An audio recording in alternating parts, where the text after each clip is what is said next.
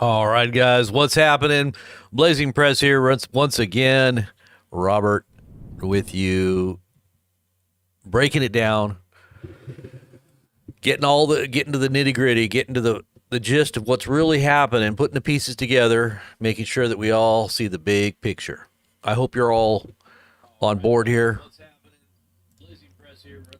and seeing the big picture with me. So it takes a little time. It takes a little bit of research, and it takes a lot of prayer, right? I would say the majority of what is given to people to see clearly comes by way of God. It's really about, especially with the things that we're talking about relating to the end times.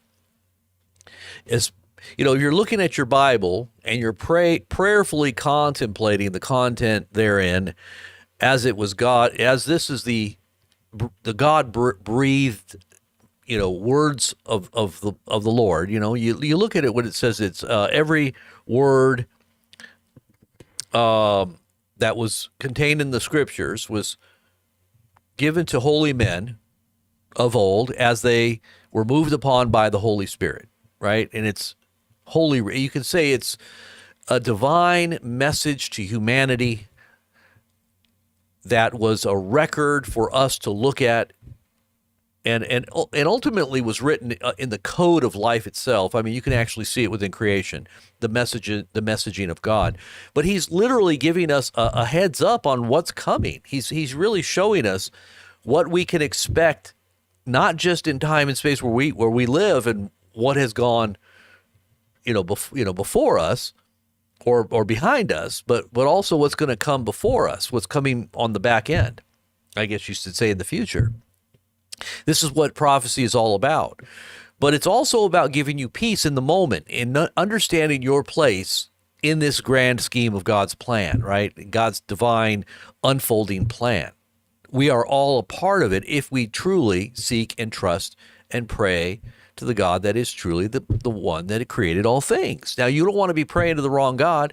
You don't want to be praying to your higher self. You don't want to be praying to the aliens or the extraterrestrials or whatever that might be claiming to be God, because there's going to be, as the scripture says, many that are going to come in my name. They're going to be coming masquerading. They're going to be coming as counterfeit angels of light, but really they're masquerading deceptive counterfeits.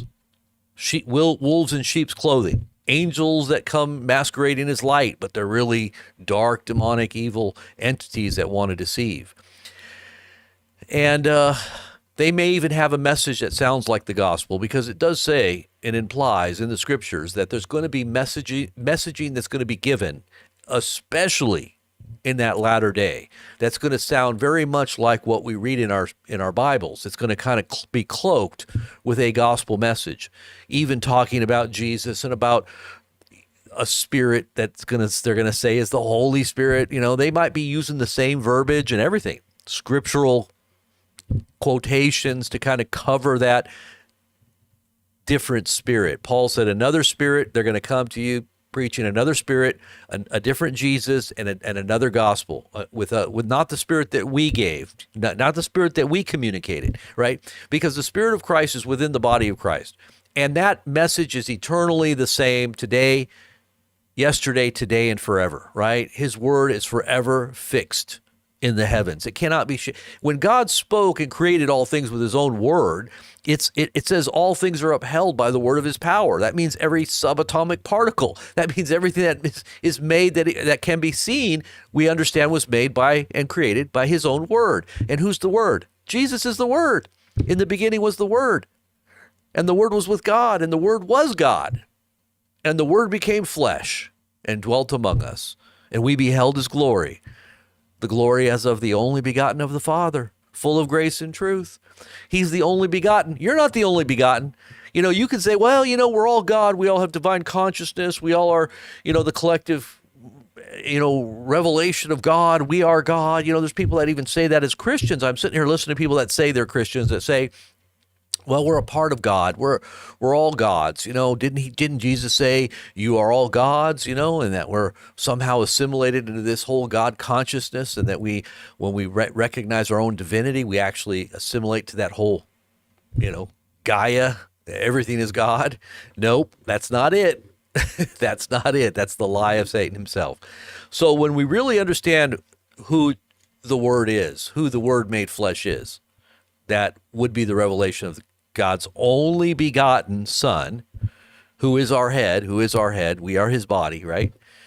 And for those who were in the service that we had the other day, where we took the Lord's Supper, or the communion, you understand that we make this mystery known through the actual breaking of bread and the revelation of Christ being crucified, that revelation of who he is truly is understood. It's that mystery of that, sacrifice that God ultimately provided for all of humanity. So we're going to get into the news here about what's really going on behind the scenes. And I'm going to be talking about there's a number of things I want to talk about, but the main thing that just kind of popped up that's really kind of catching people's attention right now is the Mar-a-Lago goat, another great, and a lot of people, well, he's just saying he's the greatest of all time. That's what goat means. It just means greatest of all time. Well, that's fine, and I understand that.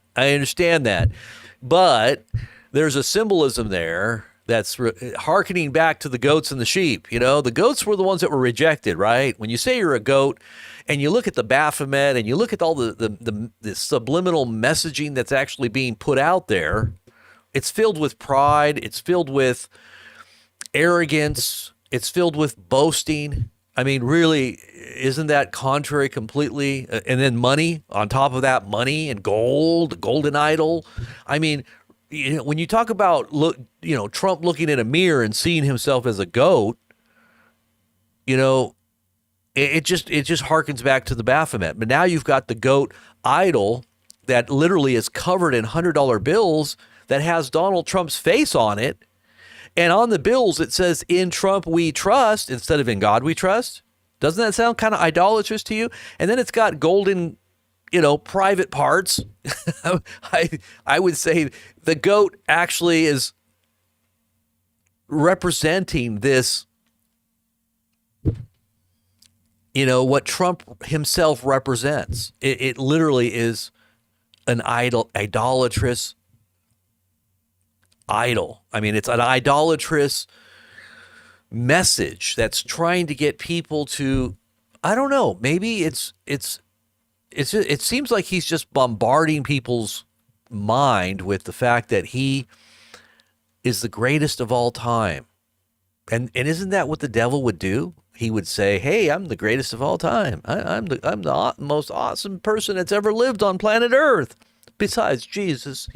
And that's what Trump has said. He basically puts himself in the same place as Jesus, like he's the most popular person ever to have lived on planet Earth beside Jesus. Now, even when you say something like that, you gotta have to wonder. You gotta have to wonder if there isn't some divine destiny for this man we call our president. I mean, the only other person I think I remember ever saying something like that was the Beatles, John Lennon. Remember what John Lennon said? And then what happened to the Beatles after they said that? Oh, their ratings went down. They tanked. Obviously, back then there was more of a moral code and an understanding of what blasphemy really was, or what it is, and what it was back then people understood. But I think today we've kind of lost touch with what really blasphemy is. You never even, there's no one even close to God. For you to put yourself in the same category as Jesus harkens to me of a blasphemy. I mean, really, like it almost sounds like the Isaiah, "I will become like the Most High. I will sit upon the seat of the throne of heaven, and I will ascend." Who said the five I wills of Isaiah? That was obviously the devil, right? So you got to kind of take note of what's going on. We're going to talk a little bit about Gaza, also in Israel, and what's happening there, and the potential for all-out chaos to break out any moment because of what's happened with this peace accord or this peace agreement ceasefire agreement that was broken, and how this is affecting countries like Egypt and Turkey and Iran, and what potentially, I mean, with what Trump just said, his statements about all hell breaking loose. This is the thing about Trump. He's got this huge, in your face, I dare you to start World War III. I don't care what you think, will wipe you off the face of the earth kind of attitude. And I don't know if that's a good thing or not.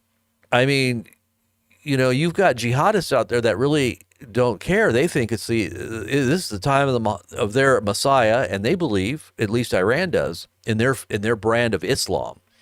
They believe that they are tasked with ushering in their Mahdi, however you say it, the Mahdi, which is their version of their Messiah. That it's going to come by way of political instability and chaos that the world goes into at a certain point in time, which will usher in this Mahdi. And they believe that that is something that they, as the Shiites, keepers of the Shiite brand of Islam, are tasked with being the keepers of. So I think that we should be very conscious of the fact that this could literally break out into all hell, like as Trump has proclaimed. And maybe that's what they want. Maybe that's really what they want. And I told you guys that there was going to be unrest and chaos coming real soon under Trump. This wasn't going to be, everybody bowing to Trump. I think that ultimately it's a part of the plan, the chaos, the part of the plan to bring instability. It's a part of the compliance mechanisms of compliance, trying to get us to yield to this ultimate, instead of twisting our arm, we're going to be like, oh, we'll do anything to get it back to some normalcy or some kind of sense of, we're not going to go to,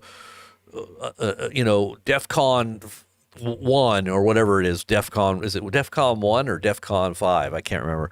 When you're on the brink of World War III, like nobody wants to be on the brink of World War III unless you're suicidal.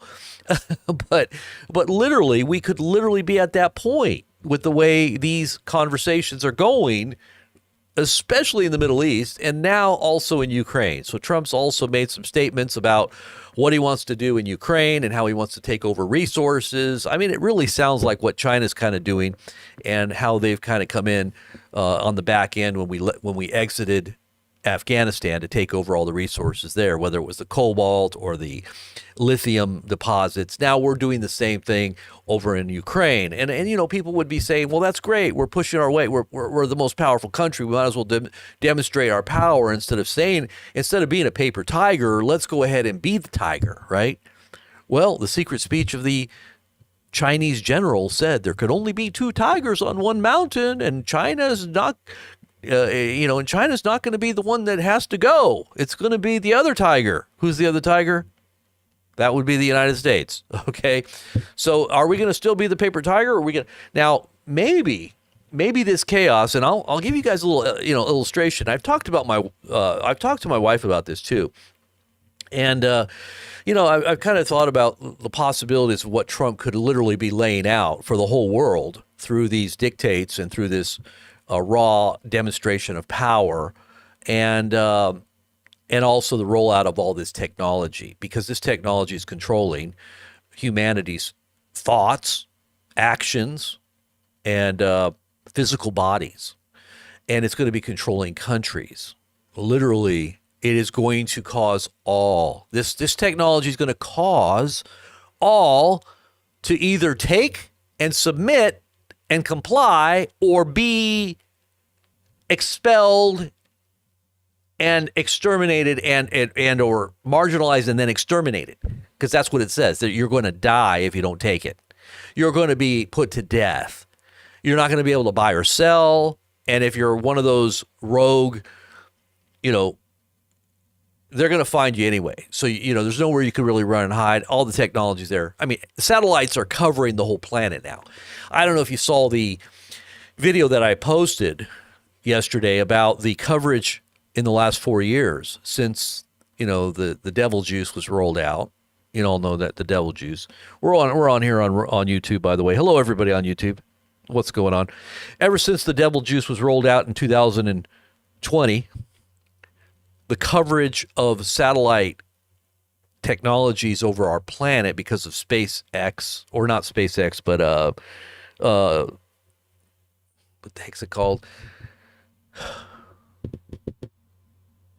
I don't know, Elon's internet thing. It's no longer his anyway. He's given it back. I don't even think it was his in the beginning. They just used him to kind of, to roll it out so that it would look innocuous. It would look, somewhat, what the heck they call it? The Starlink. So he rolls out Starlink, and as soon as this started really gaining traction around 2020, when everybody was locked down, they started building these towers everywhere. Everybody started noticing, hey, there's a bunch of people out there working on these towers, putting up these 5G towers everywhere. What's going on? We're kind of suspicious about this. People were talking about the technology, sorry about that, and how it might be related to this radio frequency, right? Everybody was talking about it. Well, everybody's sleuthing it on the internet, trying to figure out what all this means. All the while, they're seeding the atmosphere with all these satellites. 7,000, mind you, have been seeded since 2020 lockdowns. And now the whole planet is covered, literally covered. If you go back to 2020 and look at the graph, hardly any satellites, just a few.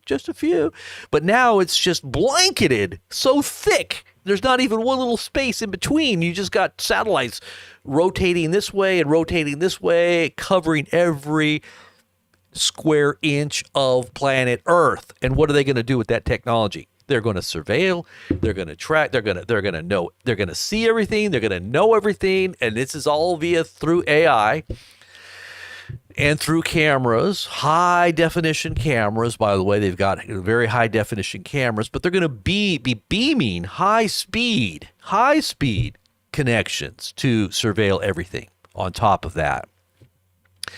But anyway, before I get into all this, I'm going to dive deep into this here in just a moment. We're just getting our feet wet right now. I'm putting in my toes just a little bit here. Ooh, it's cold. I'm about to just take the dive. Just going to just dive in, man. Even though it's ice cold, I'm just going to dive here in any minute here. But Red Silk, I want to say hello. Tamara.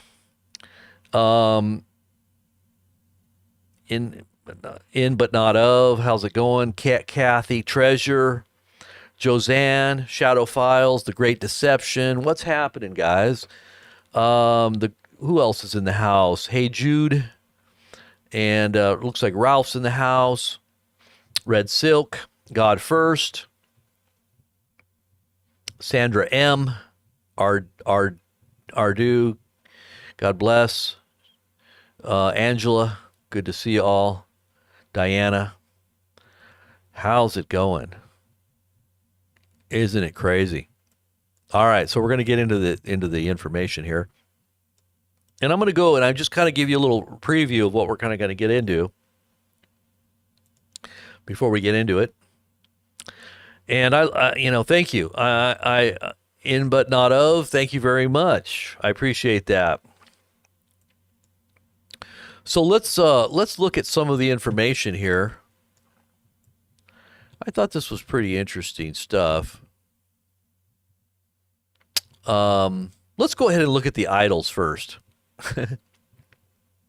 We'll dive into the idol talk here, and literally, it may be in fact idol talk. We don't need to be getting too deep into, but it is about the idolatries of Americans, and unfortunately, many sleepy virgins, many sleepy Christians. If you don't know the language of the Bible, we're talking about evangelicals, many of which worship at the altar of politics, and looking for that strong man that will bring about, peace on earth, goodwill to all men. It's like baby Jesus, or the golden Jesus, or whatever they want to liken it into. Golden calf, I don't know. Gosh, with a tower that reaches into the heavens and is bringing down all the powers and the miracles. I mean, literally, Trump did say that he was the facilitator of one of the greatest miracles that ever happened on planet Earth. To make a statement like that, that to me is just like saying, hey, I'm greater than the resurrection. To say that you have performed one of the greatest miracles that has ever graced God's green earth is an affront to the miracle of the resurrection, or even the birth of Christ. Wouldn't you say? I mean, because literally he did say that. He said, as the father of the great, M to the R to the A injections, he said that was the greatest miracle that has ever happened. And he's never recanted that. In fact, he still to this very day says it's a good thing, and it's important. I mean, they're still pushing it on even in the Super Bowl. They're making big deal about this and about how you need to get 2 of your injections at the same time. Did you see that video I posted? You might want to go look in that video, the Pfizer one. You go check it out, see what they're saying. And this is the marketing of this technology. And it's a very big marketing campaign. And there's going to be a lot of things that are going to push this marketing of this product by way of crisis. The crisis is always going to help you to take it because that's what's coming. And I don't know if you've been looking at the bird flu stuff, but there is new talk about panic right now at places like Costco, Trader Joe's, limiting eggs to 1 carton a day. That's it. You only get 1 carton a day. Price is going up.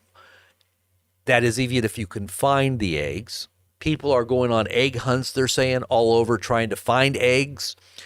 But this comes with more news that more chickens are being culled. More chickens are under bird flu watch, and many are being, affected now all over the country.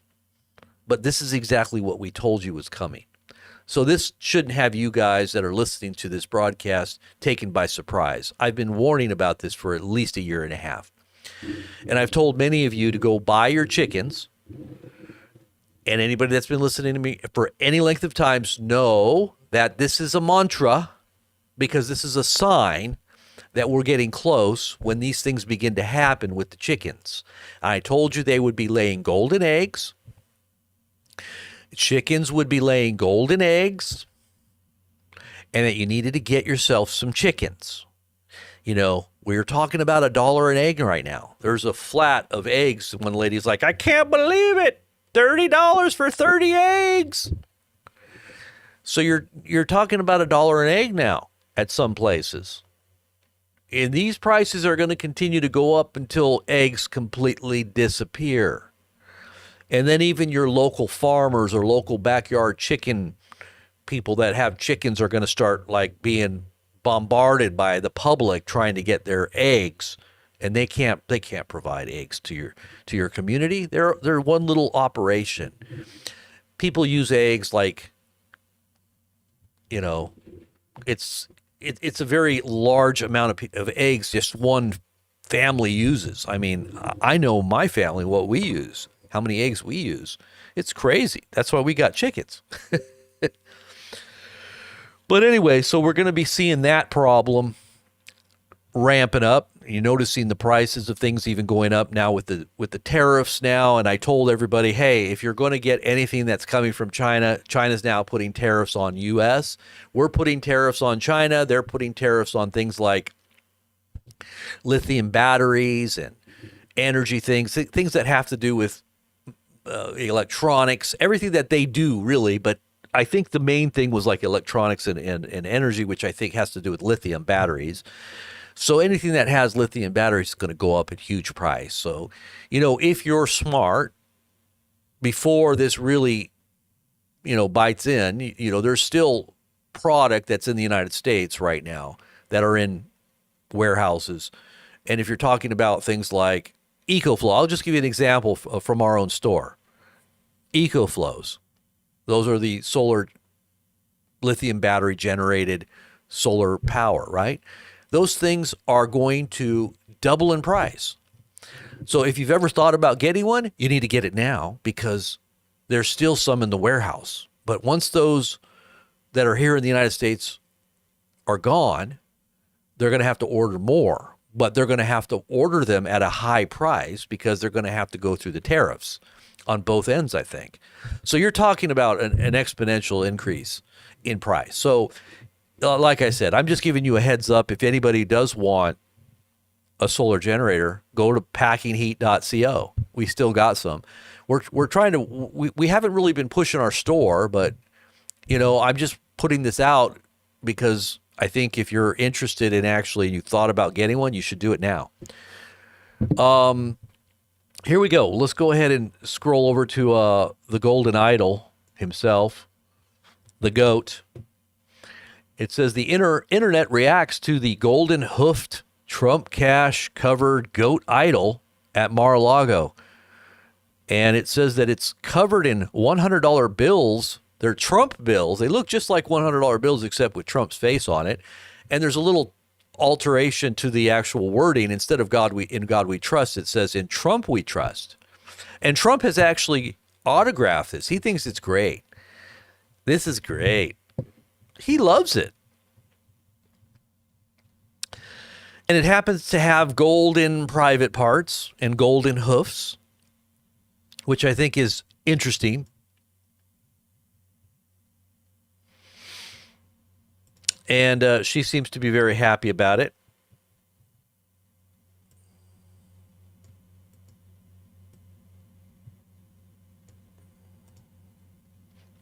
There's the $100 bills. You can see that say, "In Trump we trust." And I'm not sure who that is. I love you. It says, I don't know if you can see that, but it says, I love you, and Donald Trump signed it, right? So this is in Mar-a-Lago. You can see the golden curtains in the background, and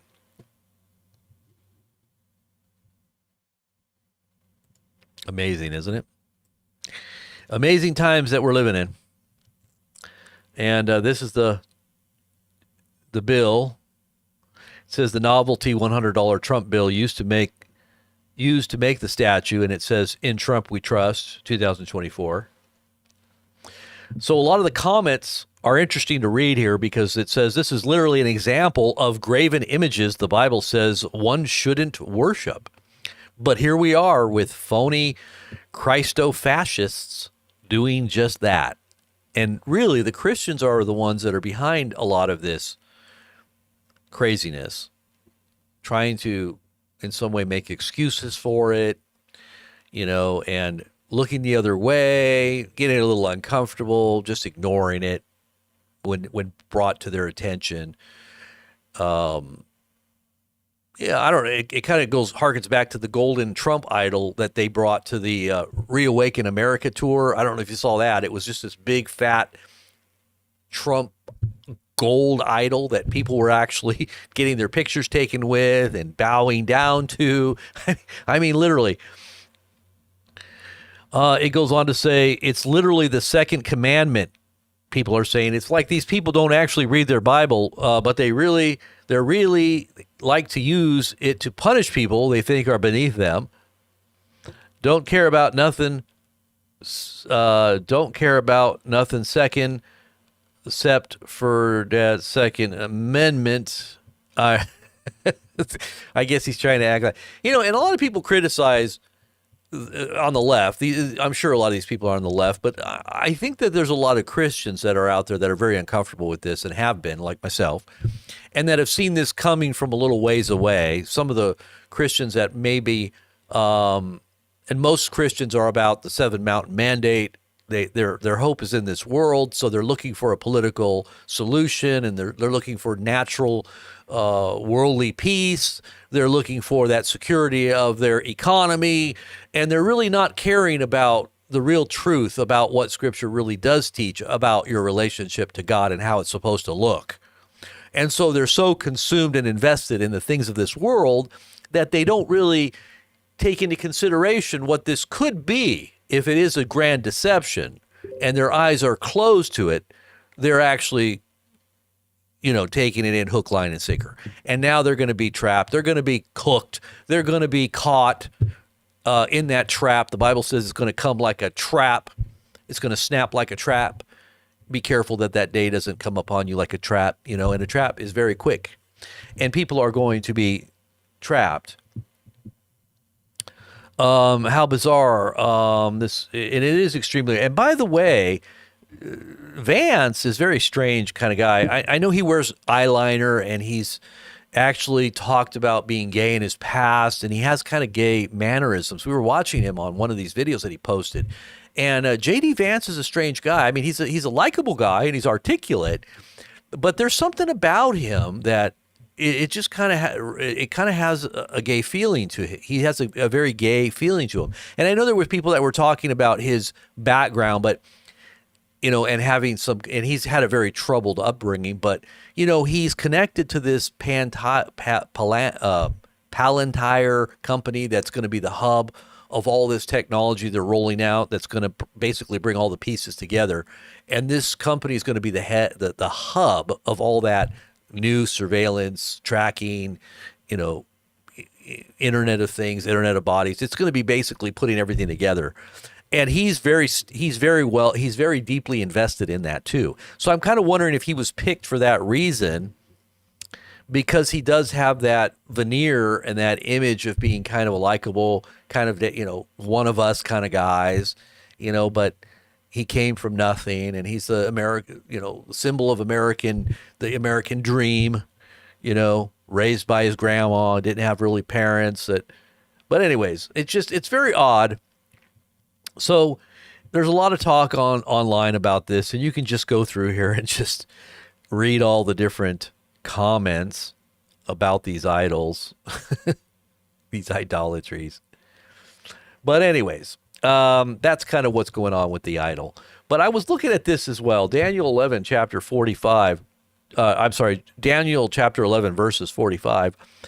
And this is talking about what's going to happen when this beast, or this Antichrist, sets up his kingdom in the Middle East. He's going to pitch his tent, or his royal tents, between the seas and the beautiful holy mountain. Where that's at? Gaza. This Riviera, this investment, this property that America is now going to oversee and own right there in Gaza. And by the way, Trump says, you're out of here, Palestinians. No right of return. Nope, you're out of here. There's nowhere you can live. They're going to take care of you better over there. I'm sorry, but we're just not going to deal with you. The reason why this is all flattened is, it may look like we had planned this to take it over and make it into a Middle Eastern Riviera, but that's not really the case. But we're doing it now anyway. But, that's just because there's nothing left here, and we need to do something. So you can go live with the Egyptians, or with the Jordanians, or whoever else will take it. We'll take you over here. We'll set up a place, somewhere in Idaho or something out in the middle. Who knows? Wherever you want to be, we'll give you a nice place to live. We'll build you a nice house. We're just going to get you out of there, because we're going to build a holy Riviera right there between the seas and the holy mountain, which is Jerusalem, right there in Gaza. And this will be the last stand, I believe, of that end-time beast kingdom, or that leader of the kingdom itself. So I think it's interesting. And if you're not familiar with Daniel 11, you might want to check it out. It says, but reports from the east and from the north will alarm him, and he will set out in a great rage to destroy and annihilate many. And this is talking about how even this beast, or this Antichrist, is going to have opposition in the world in which we live. And that opposition is for a reason, because ultimately it is to get, as it says, he's in a rage because he knows his time is short. He's filled with wrath. And he goes about preparing for that ultimate battle and face-off with the King of Kings and Lord of Lords. But he's Supposedly, it's going to be right there. And then it says, at that time, Michael, the great prince who protects your people, will arise. There will be a time of distress such as not has happened from the beginning of nations until then. But at that time, your people, everyone whose name is found written in the book, will be delivered. That's Daniel chapter 12. Now, there wasn't chapters back in the old days when the Bible was written, so it's just to demarcation. These are all still connected. Chapter 11 is chapter 12. But anyways, I just thought I would post that there for you to see. And also right here where it says, this is Times of Israel. This is Times of Israel. You might want to check this article out. But look at this. Donald Trump Square, the heart of Gaza's cultural renaissance. At the center of Gaza City stands Donald Trump Square, a testament to the region's incredible transformation. Once a war-torn space is now a thriving public gathering place where residents and visitors come together for some of the city's biggest weekly events. It's going to be a premier tourist destination. Gaza's Mediterranean coastline has become a world-class tourist attraction, drawing millions of visitors each year. Luxury resorts, waterfront promenades, and cultural districts have turned the city into the pearl of the Mediterranean. The historic markets of Khan Yunis and Gaza City have been beautifully restored, offering visitors a taste of traditional Palestinian craftsmanship, food, and music. I just like this part that Donald Trump's going to have his own little piece of a Mediterranean paradise right there. It's going to be his place where he's going to erect his kingdom, or at least one of the headquarters of his kingdom. No? What do you think? And like I said, this is the Times of Israel. You might want to check out that article. We'll do a deep dive on this here. A symbol of peace and coexistence. Perhaps the most profound change in Gaza by 2035 is its role as a symbol of peace and cooperation. The city is no longer defined by division, but by inclusion, opportunity, and progress. A shared governance model supported by both Palestinian and international leadership ensures justice, democracy, and human rights for all. A strong regional partnership with Israel, Egypt, and Jordan have created an integrated economy and security framework, ensuring long-term peace. Youth-led diplomacy programs foster understanding and reconciliation, preventing conflict before it begins. It's called propaganda. If you will it, it is no. If you will it, it is no dream. In 2035, Gaza is a testament to what is possible when vision, determination, and international collaboration come together. What once was a place of struggle has now become a shining example of hope, prosperity, and human potential.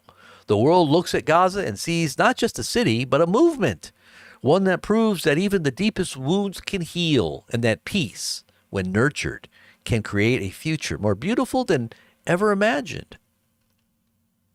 This is the definition of utopia. My goodness. I can't wait, especially to see Donald Trump's own little piece of paradise right there. I'm sure it's going to be just an amazing area right there in the heart of Gaza's cultural renaissance. Look at what it looks like. Isn't that going to be amazing? Wow, the capital of the Middle East. This is going to be amazing. I bet you it's going to be like Trump's new tower. He's going to have a nice, beautiful tower erected there, I'm sure. Wow. And what does it say?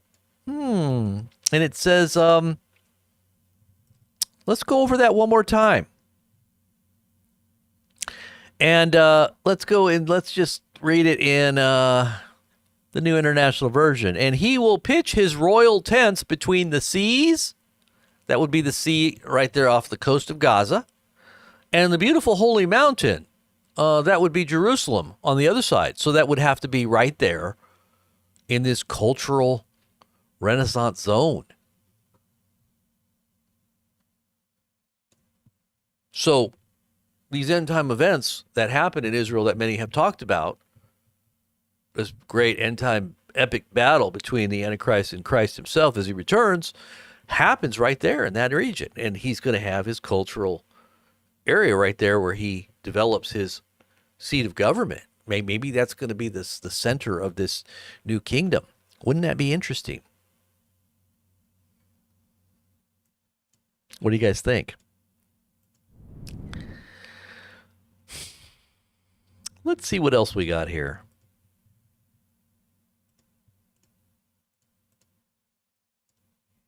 Let's see what else we got here. It says, but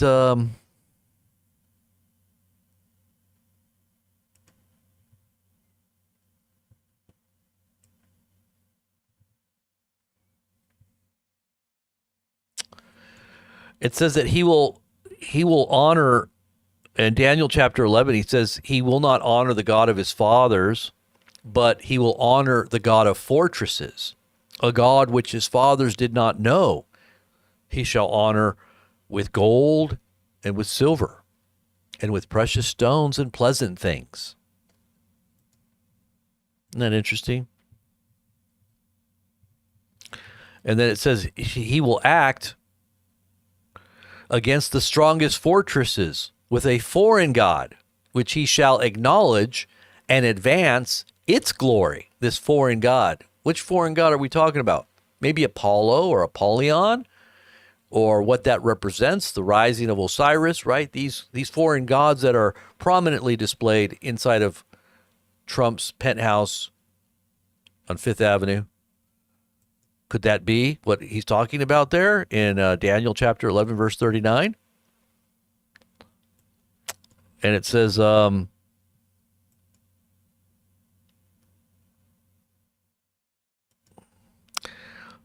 here that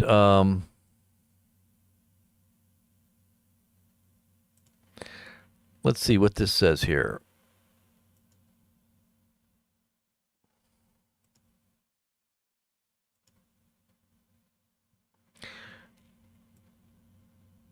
Let's go over to Daniel 11 really quick.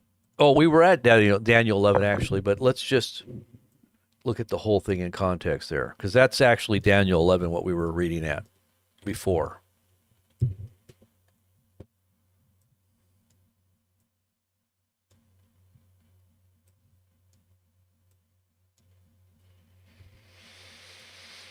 And it says,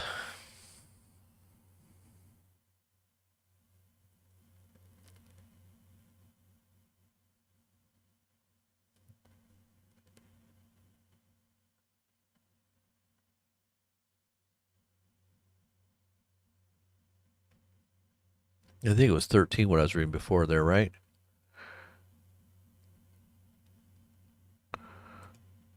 No, it was 45. Okay.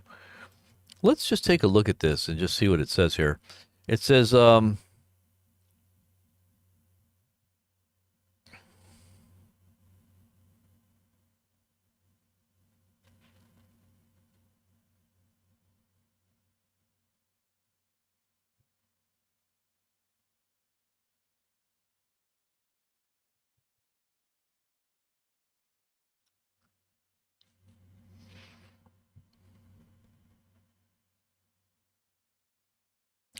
I like this. This kind of describes his mode of operation and the way he, uh, gains such power and authority over the kings of the earth in different countries.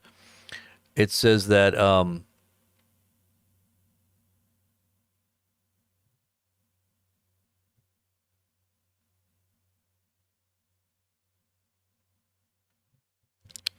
it says, in his place, a despicable person will arise. Royal honors will be given to him, but he will come in a time of peace and seize the kingdom by intrigue or deceit. Right? He will deceive. He will flatter. He will promise. He will speak of peace, but really, what comes is war. Then a flood of forces will be swept away before him and destroyed, along with the prince of the covenant.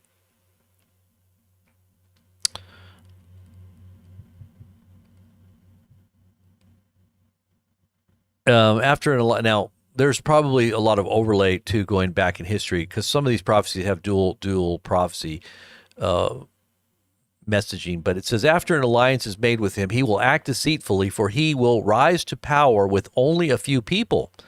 So maybe he's going to cut government, right? He's going to cut a bunch of of checks and balances maybe within government, and it's going to be the rule of a few by technologies like AI, right? Because with AI you can replace a lot of labor, and those who would probably be very necessary if you didn't have that intelligence network. And I do believe that intelligence apparatus is already in place, and it has been for a while. They've been testing it. They've been everything's been being laid out, and so it's ready for its rollout. But the deceitful part of it is that he's tricking people by telling them something that he's not really planning to do. And he's making alliances and friendships and promising many things that he's not going to come through on because he's got another agenda around the back end. And that's how he rises to power, because he uses intrigue. And it says, in a time of peace, he will invade the richest provinces and do what his fathers and forefathers never did. He will lavish plunder, loot, and wealth on his followers. So he's going to bribe many people. And not just bribe, but he's going to appeal to their lusts and to their greed and to their egos. And he will plot against the strongholds, but only for a time. And with a large army, he will stir up his power and his courage against the king of the south, who will mobilize a very large and powerful army, but will not withstand the plots devised against him. Those who eat from his provisions will seek to destroy him. His army will be swept away, and many will fall slain. And the two kings with their hearts, I know this is probably a lot of different interpretations, but as it says that the book of Daniel is to be sealed up until the time of the end. Now, I do believe things are starting to become unveiled with the book of Daniel. These are not to be understood until the time of the end. That's when it says the angel said would be unveiled, or it would be unsealed. And during that time of the end, when the book is unsealed, you would begin to start to see things coming into focus. And I think what's happening now, with all the things that are unfolding politically and technologically and militarily, you're starting to see these things coming into focus. And I believe that as we get closer and closer, many things are going to come really clearly into focus, whether it's the book of Revelation, Daniel, Ezekiel, Psalms, Jesus's prophecies, even the apostles' statements about the latter days. They're all going to start to really kind of gel together, where we're going to see very, very defined clarity is going to be there about knowing what moments we're actually in. And I believe that's where we're at right now. I think these things are beginning to be defined. They're becoming more clear. And but there still is that sense of like, well, we're still, looking at all these things and putting the pieces together here. It's kind of like a puzzle. When you do a puzzle, I don't know if you've ever done a puzzle, but you get all the outlines and you start filling in the blanks. And as you get closer, you start getting more excited because you're starting to see the picture, but there's still a lot of missing pieces. You're still putting pieces in, and, you're still looking for those pieces, but it's coming together quicker. And I feel like we're kind of at that point where we're starting to see things very clearly as it looks, but there's still missing pieces that are being put in, and it's kind of coming together quicker. So I would say I'm not going to be dogmatic in any interpretation at this point on certain things, but exegeting things as well as looking at the text and understanding history and how this could have been spoken for different periods, because I do believe the Spirit of God, when he gives you messages many times, it's multi-dimensional. It could actually be for a time and for another time, at different moments in time. Like this part of what was spoken was for this moment. This part was for this moment in time. And then ultimately it may come together even more clearly at a future date. I mean, it could have multiple applications in the way in which God speaks to people. I just noticed that whenever I see the Lord doing something, it's multidimensional. And you could say God playing 5D chess on a level that we can't even comprehend. It's nothing like what you might think is happening with Trump, or Q, or any of these intelligent, AI intelligence, mind hive technologies that are basically overtaking all of humanity and civilization because we can't keep up with it. God is way above all that. And he's able to help us to understand and to overcome that. Do you believe that God's going to help you to overcome what's coming on the earth? I know the Bible does say that in the latter days that the saints are going to be trampled underfoot and they're going to be overcome. But that has something to do with the physical. It doesn't have anything to do with the spiritual connections that we have with the Most High King of Kings and Lord of Lords. He ultimately helps us to overcome by laying down our lives, even not loving our lives, even unto death, by the word of our testimony and the blood of the Lamb, right? And that's how we overcome. We're not here to find our place. Now, if you're a foolish virgin and you're looking for your home in this place and you're looking for your kingdom on this earth politically, trying to, be the moral majority, and your political alliances and your a political, a kind of a 7 mountain mandate gospel that's all about politics, you're going to lose. You're going to be betrayed and you're going to be overcome. And you're going to be trampled underfoot by this powerful juggernaut that we call the beast and the beast system and the beast's kingdom.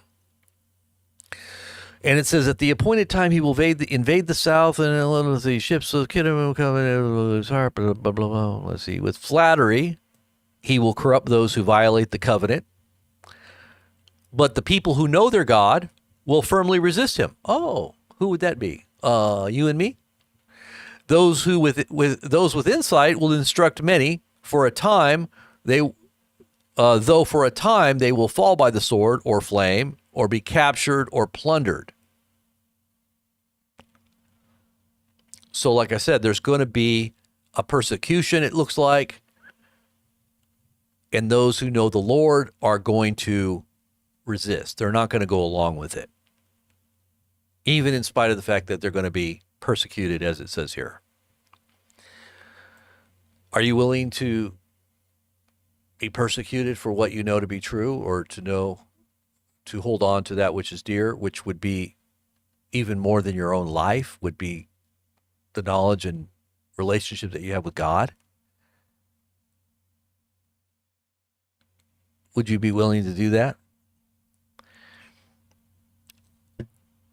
Now, when they fall, they will be granted a little help, but many will join them insincerely.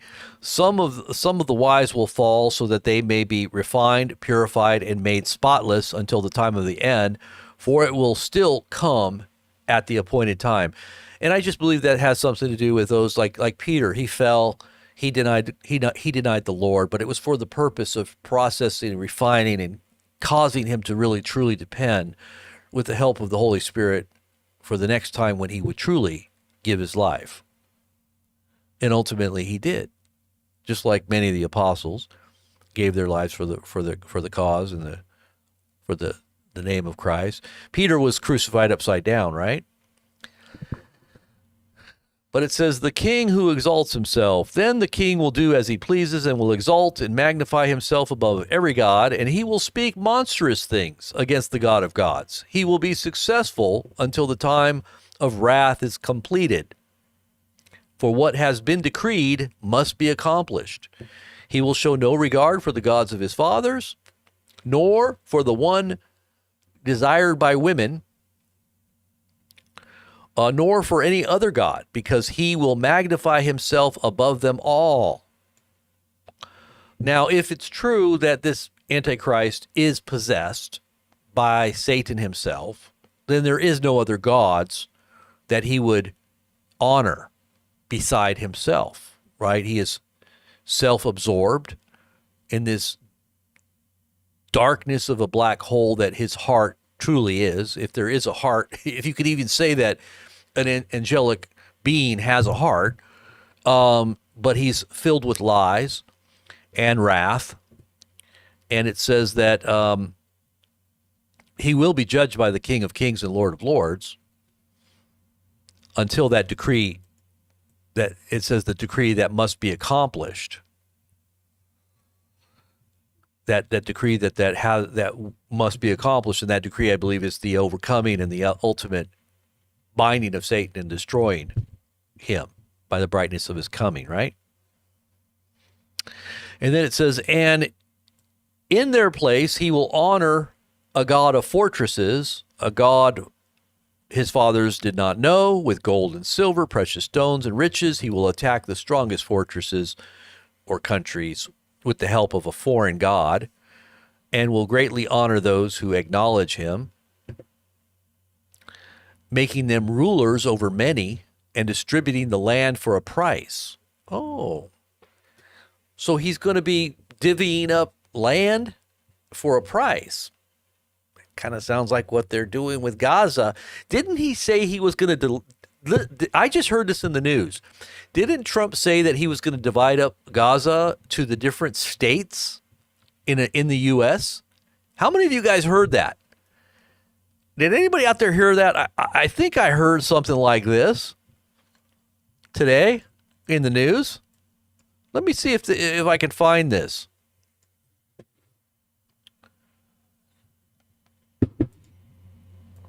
I think I heard this on Fox News, or where did I hear this? Trump divide. Let's see, Gaza states.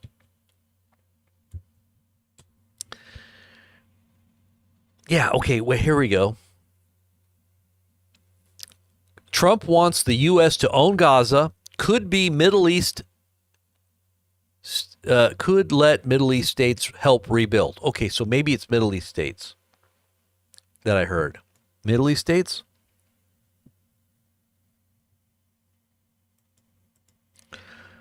He's going to give, like it says in that scripture right there, that he's going to divide it up, and he's going to give, it's probably like payment, like, hey, you've got a part in this, right?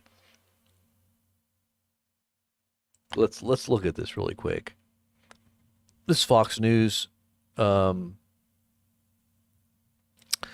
Shoot, it's got stupid ads here. Hold on. This was yesterday. Okay, so Times of Israel says,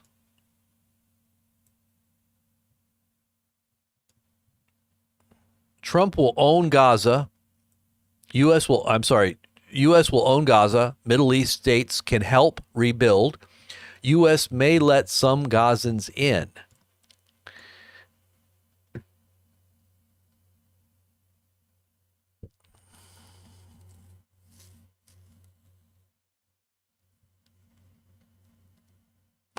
Yeah, see, he says he could allow sections of the war-ravaged land to be rebuilt by other states in the Middle East. What I think he's doing is he's giving them the option to own a piece of the pie, like that they can have a portion, and he's going to divide it up. Because how is he going to get everybody on board? Like, hey, Saudi Arabia will give you this portion here. Egypt will give you this portion here. Israel, you get this portion. Obviously, I'm going to have the best portion for myself, and the Trump, going to name it the Trump Center or whatever. He's going to be right in the middle, I'm sure, right? And you can have this up here, Lebanon. I mean, he wants to appease everybody, right? This is what he's going to do. Could that be what this means here? Verse 38.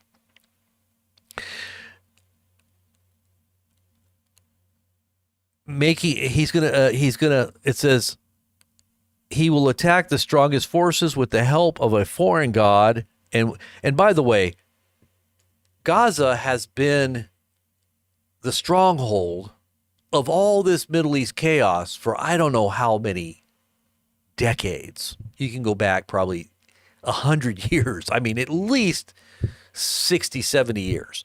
So he's literally in one fell swoop, bringing all this to a conclusion by, as it says here, making them rulers over many and distributing the land for a price.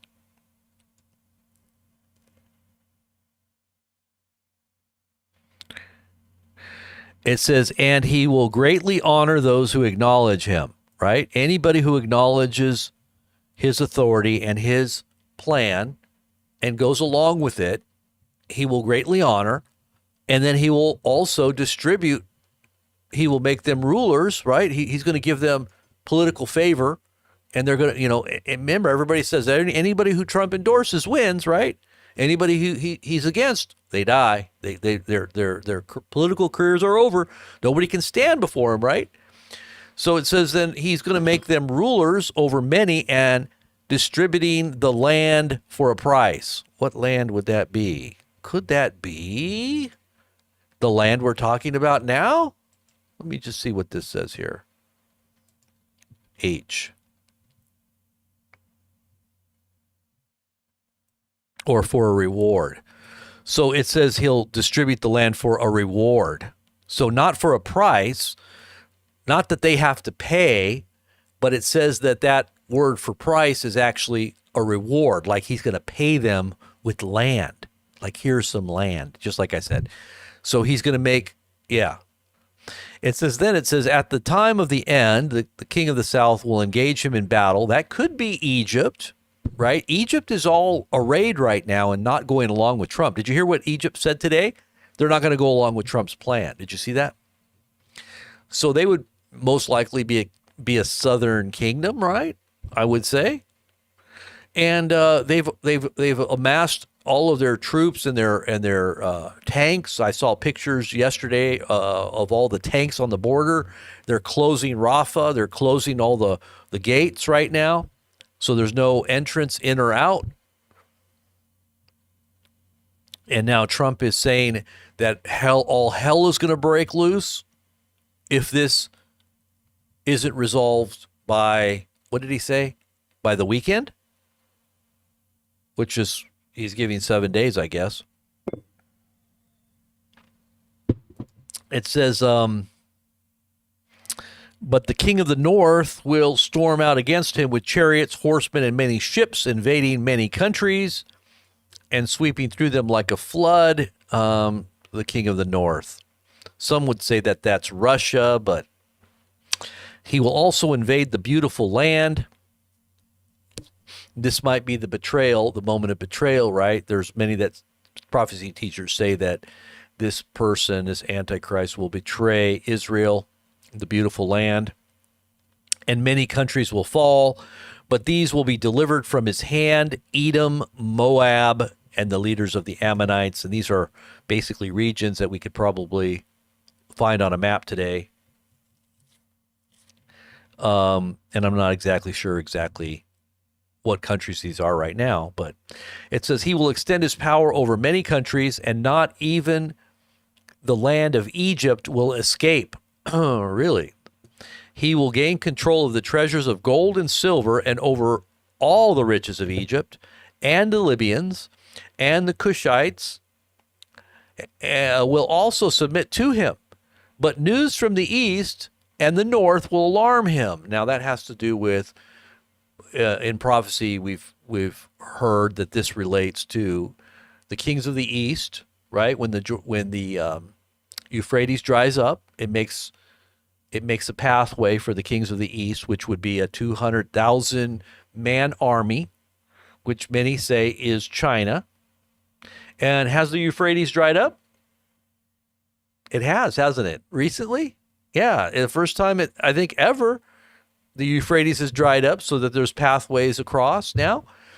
So maybe this is where we're at. The kings of the east are getting ready to come across the Euphrates.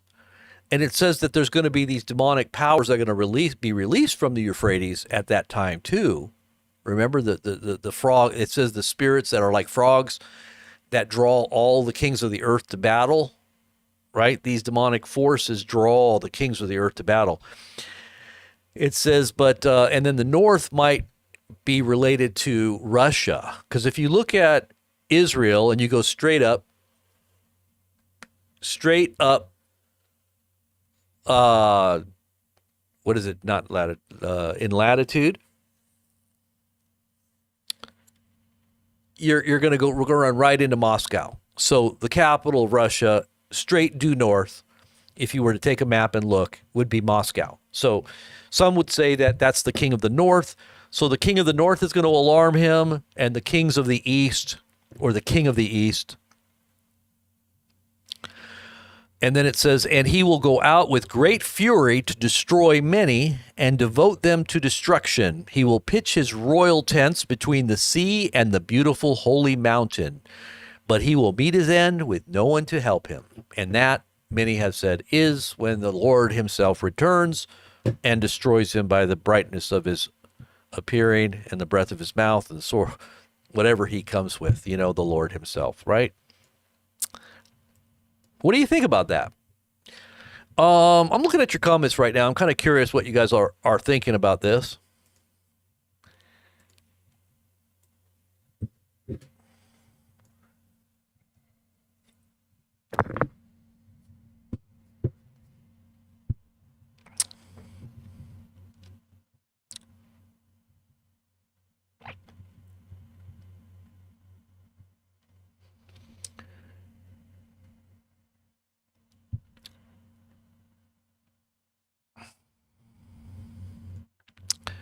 Let's see what else we got here.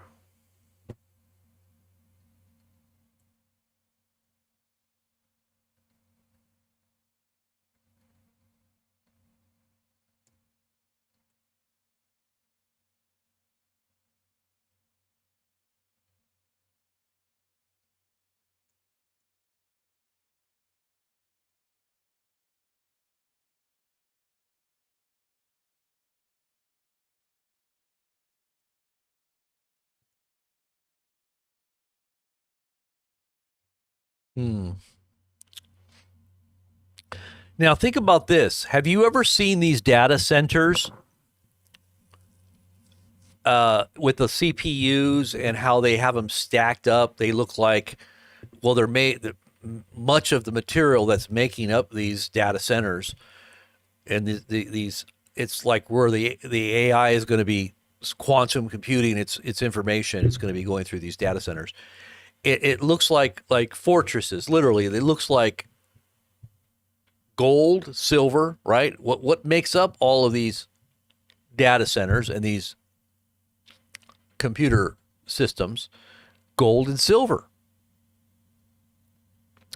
Chips that primarily utilize metals like silicon, copper, aluminum, gold, silver, palladium, rare earth, and rare earths like neodymium, which are crucial for their conductivity, heat management, and overall functionality in processing large amounts of data at high speeds.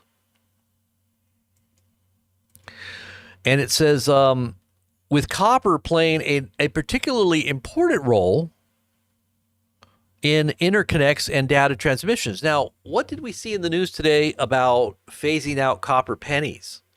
Did you hear about that? They want to save money. Or is it that they need the copper? Copper may in fact be something that's going to probably go up in price because a lot of these data centers are going to be heavy users of copper, and anything that right now is, and they're phasing out nickels too, and pennies and nickels. Well, this has a lot to do with, I think, the whole transition out of fiat currencies anyway into a digital fiat, which is more highly controlled. And even though they say they're getting rid of the CBDC, and transitioning, and they really don't say what it's Bitcoin, right? Or the blockchain currency, controlled currencies. Everything can be controlled by blockchain for, tracking and tracing and processing everything, which is kind of crazy because that just says to me that everything is going to be under the control of this, and consolidated to the control of only a few that have the levers the levers of control and power. Can you imagine somebody like Elon Musk having the controls over things that are happening in your personal financial life and personal life? I mean, literally, if they don't like what you're saying or doing or whatever, they can just zoom in and find out everything about you in a moment, and then decide how they're going to deal with you. And they'll deal with you on many different levels, I'm sure.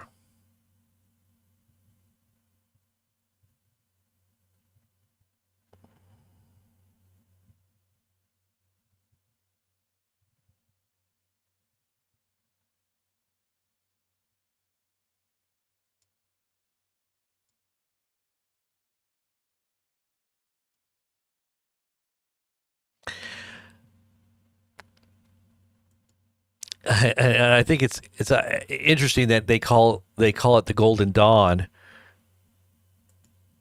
and Trump being a Don or Donald and all about gold.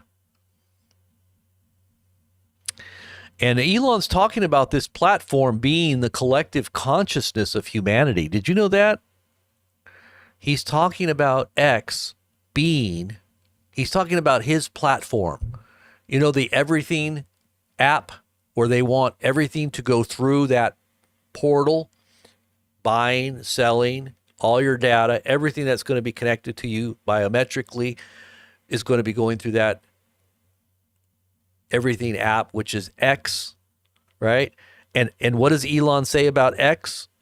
It's the collective consciousness of humanity. He's talking about his platform being the collective consciousness of humanity. And everything that you understand or know will come through that portal of X, it's the actual app. Okay? And this is kind of what China's been rolling out for the last, 4 years now, since everything happened back 4 years ago. They started rolling out this connection to your cell phone and the QR code and your social credit score. You have to have these digital mechanisms in order to be a citizen. It's mandatory that you have a cell phone, because it has your QR code and all your data is contained therein. Now, they're transitioning from that now to biometric databases that are going to connect you through just your hand, or even your iris, coming in and looking into so everything is going to be paid for by just your waving your hand. Like, they're doing that now in some countries that are rolling out this technology, that your hand literally is your credit card, right? And it can have everything attached to it.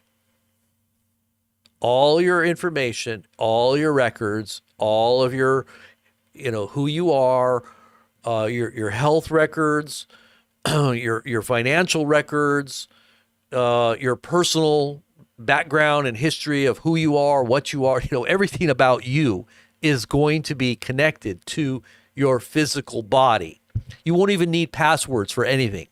Like, your computer is just going to have something where you're going to wave your hand to be connected to the internet, because otherwise you won't be able to connect to the internet. You won't be able to connect to the internet. Or if you're a bad citizen, or you have a low social credit score, well, then you might not be able to see certain things. They only allow you a certain amount of things you can view. Or you can only travel, you might not be able to travel if you're a bad citizen, right? Or if it gets too bad, they might just come and get you. Well, you're a bad citizen, so we're going to take you to jail, and we're going to just come get you.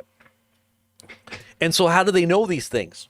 How are they going to know what you're doing, or why you have crossed over from green to yellow to red? Because that's what they're doing in China right now. People are losing their businesses, they're losing their status socially because of certain things they think or certain things that they do that isn't pleasing to their masters or overlords. And so it's attached to their social credit score. Even if they got a great business, even if everybody loves their products, and they've got, perfect credit, we're talking a monetary credit. If their social credit score is not good, maybe they said something that might, let's just say they believe they're Christians and they believe the Bible. And they said something that might have offended somebody that, I don't know, they say is hate speech. Well, your social credit score goes down because of that. And I guess there's maybe different levels of and different calculations for certain types of offenses, maybe that's going to cause that social credit score to go lower and lower until it's in the red. When it's in the red, you're in big trouble at that point. It kind of reminds me of YouTube. You get one strike, they ban you for a week, and you get two strikes, they ban you for 2 weeks, and then on the third strike, your whole channel and everything that, and a lot of times people's livelihood is connected to like YouTube. So their businesses are gone, their subscribers are gone, their voice is gone, their influence is gone. And now what do they have? If that was their business, they don't have anything. Right? That's why people are diversifying and trying to make sure they've got backups and they've got websites and they've got the ability to come back. They have to have redundant kind of backup systems because they know this is where all the technology is going. It's going into the direction that eventually you're going to just be able to be wiped off and, and just, put in a digital prison. You're going to be in a digital prison. And at that point, it's only one step after that where they, how did they get away with genocides in history's past? Well, they marginalized, they demonized, they first marginalized them, and then they demonized them, and then they were subhuman and they were worthy of death, right? And so nobody really said anything at a certain point because collective consciousness has deemed you, a terrorist. All of a sudden you're now a terrorist. What do we do with terrorists? We put them in Guantanamo or worse.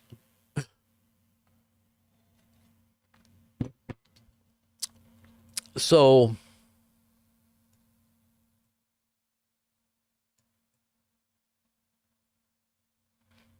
have you seen that post of Elon where he calls the X platform the collective consciousness of humanity? The collective consciousness. He's talking about it as a spiritual thing. And he does talk about the AI as a spiritual force and or consciousness. Because he knows it's going inside of you. He knows it's going to be a part of your brain activity. It's going to supplement and or take over your brain activity. Right? I don't know. He believes that you're going to be able to control the AI through your own brain, but it will make you highly intelligent and able to do things that you couldn't do, like a superhuman. And this technology already exists, and they're already doing it. They probably already experimented in that last round of injections to find out what was working and what wasn't working. I'm sure. So now they're ready to roll out the 250 different, brands or whatever they call it, customized M to the R to the A technologies that are going to heal you of everything that you can think of. And they can customize one just for you after they take a sample of your blood. They can do it within 48 hours, supposedly. Customize it just for you. Know exactly what's ailing you. And they can bring about a miracle of healing in just 48 hours. Do you really believe that? The way they've covered up all this stuff that's gone on up until this point. I don't know if you saw the recent video of John, the MD. John, he's on YouTube. Let me see what his name is. He's the guy that's got 3.5 million subscribers. What was his name? He's a doctor. Shoot. John Campbell, Dr. John Campbell. Have you seen his post today? He made a post today. This guy right here. Look at the post he made today. Right here.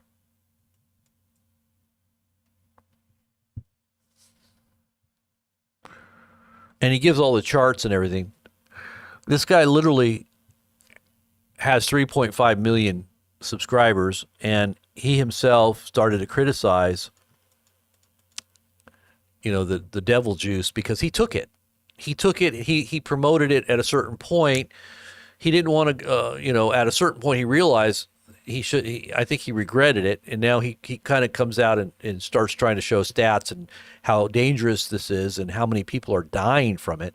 Even to this very day, he's showing the stats of what's happened in the last 3 or 4 years and how exponentially everything has gone up in terms of death for different categories. And it could be just, he breaks it down pretty well there, but you can see him talking about it right here. So he posted this 13 hours ago, and he's already got 156,000 views on it. But you can see here, like he goes through each category: circulatory, cancer, digestive, alcohol related. These are all deaths. That he's looking at. And it's between the ages of 20 and 45. So he's talking about young adults. The exponential increase in death amongst this category of, of people.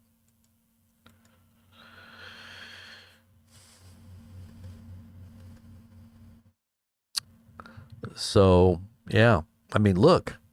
2019, right you can see it all spikes right here. Right there.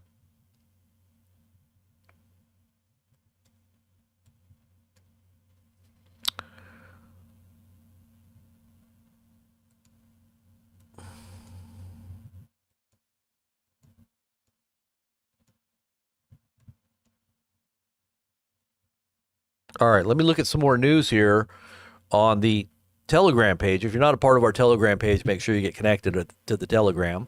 And if you're watching this video and you haven't subscribed yet, make sure you hit the subscribe button.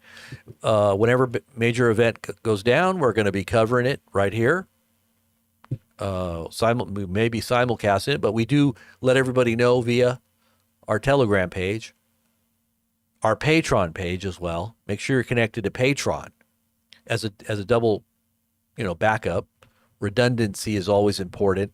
Make sure you back up your alerts and connect them to your emails and or your phone so you get a push notification. So when, as Trump has said, all hell breaks loose, we're going to be covering those events with multiple feeds and great insights into what's actually happening and getting those pieces put together.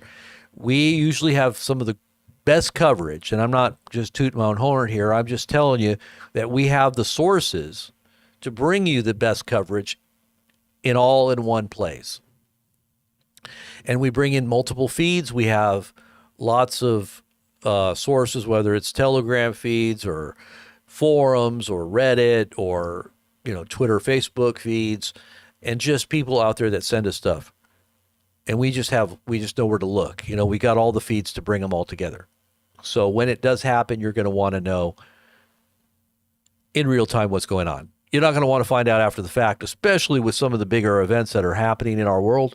You don't want to be finding out too late, because it could be, a few hours could be could be a matter of whether you get the things that you need or are in the right place where you need to be because you had a heads up, gave you some extra time, because there's certain things you're going to have to make decisions on.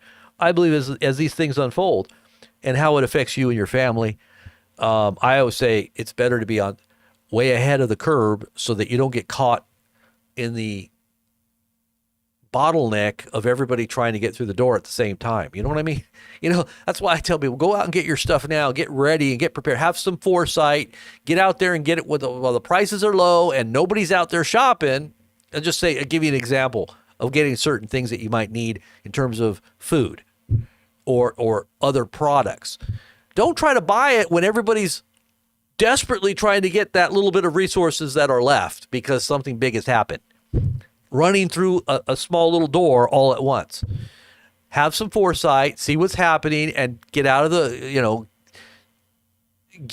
crowd. Stop following. Don't be herded like cattle. You should be using your brains and thinking ahead.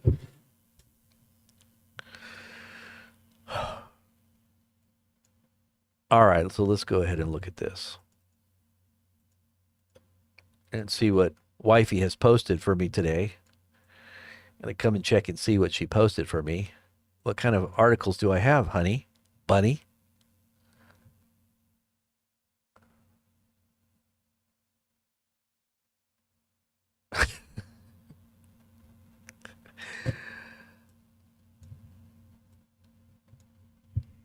Let's see. The idols. Okay. So this is the Trader Joe article where it shows today Costco and Trader Joe's limiting purchases of eggs. One woman says, "Oh my gosh, I can't believe eggs. They're $1 a piece." Can you imagine buying eggs for more than $1 a piece? A dozen eggs for $12. How about a dozen eggs for $24? What about when it goes up to $2 an egg? Or you can't find eggs. What are you going to do? That's why we were selling freeze-dried eggs there for a while. We're not selling them anymore. But I would say this, if you can get eggs, you better get some. Maybe it's going to be to the point where you may not be able to find them anymore. So I would say if you really need eggs or you really want eggs, maybe you should try to buy a little bit extra and freeze them. Put them in the freezer. You can mix up a small amount that you might eat or your family might, if you like eggs or you cook with them or whatever, you can blend them up and put them in, some kind of mold or something and freeze them and then put them in a plastic bag or something. Or if you got one of those food savers,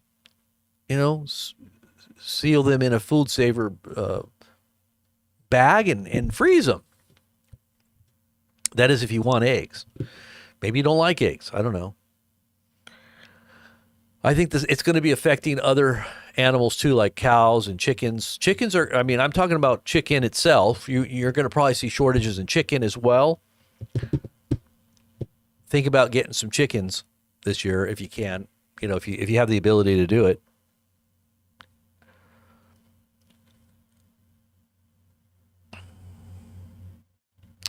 Bill Gates was interviewed by Katie Couric, and he said the U.S. will be the world leader in the next. He's very confident about this too. He really seems to be loving Trump big time. They're good buddies, and he's excited. He talked about how that meeting, that 3-hour meeting that he had with Trump, made him so excited. He just came out of that meeting excited. Remember the I even think he said he felt a chill going up his leg, kind of like that one guy did when Obama came in. That one journalist was talking. I felt a chill going up my leg. That's the way it seemed when he was talking about Trump and how he had this meeting with Trump. He was so excited. He just seemed so energized and so enthusiastic about what's coming. Doesn't that make you feel good? Trump is right on board with him.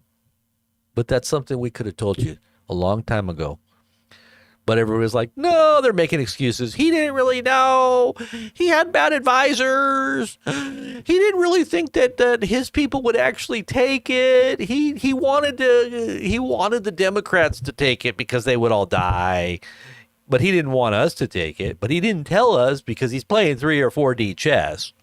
even though he said he's the father of it, and it's the greatest miracle that's ever graced God's green earth, he didn't really mean it. We love him. He's so wonderful. I just love especially the gold and the silver. And this is what he said. All right, there. We should be prepared for the next one. The next one could be far worse. And he did say that before. If you've ever seen Bill Gates and his wife talking about how the next one, and they look at each other and they laugh, is going to be much worse. And they look so maniacal. They look so evil. Did you ever see that video where they're talking about the next one that's coming and how we won't be able to get away from that one? And they look at each other. It was like, it's just like Dr. Evil. I'm telling you. Dr. Evil. So this is what Trump said. If the hostages are not returned from Gaza by 12 noon on Saturday, I will call for the ceasefire to be canceled and all hell will break out in the Middle East. So what do you think? Do you think they're going to, let me ask you guys a poll right here in our chat room here on YouTube.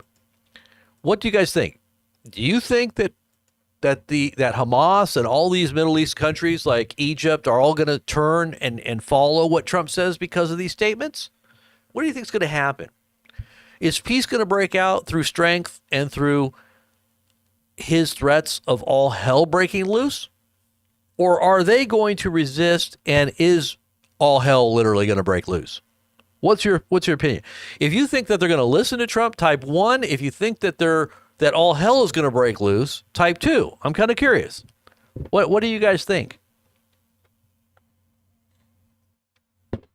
Type it in the chat. I'm kind of curious. Is there any way I can take a poll in here? There used to be I wonder if I can take polls in here. Engage with your audience. Let's see. What does it say here? Start a poll. I guess I could. Okay. Let's do a poll. I'm going to make a poll.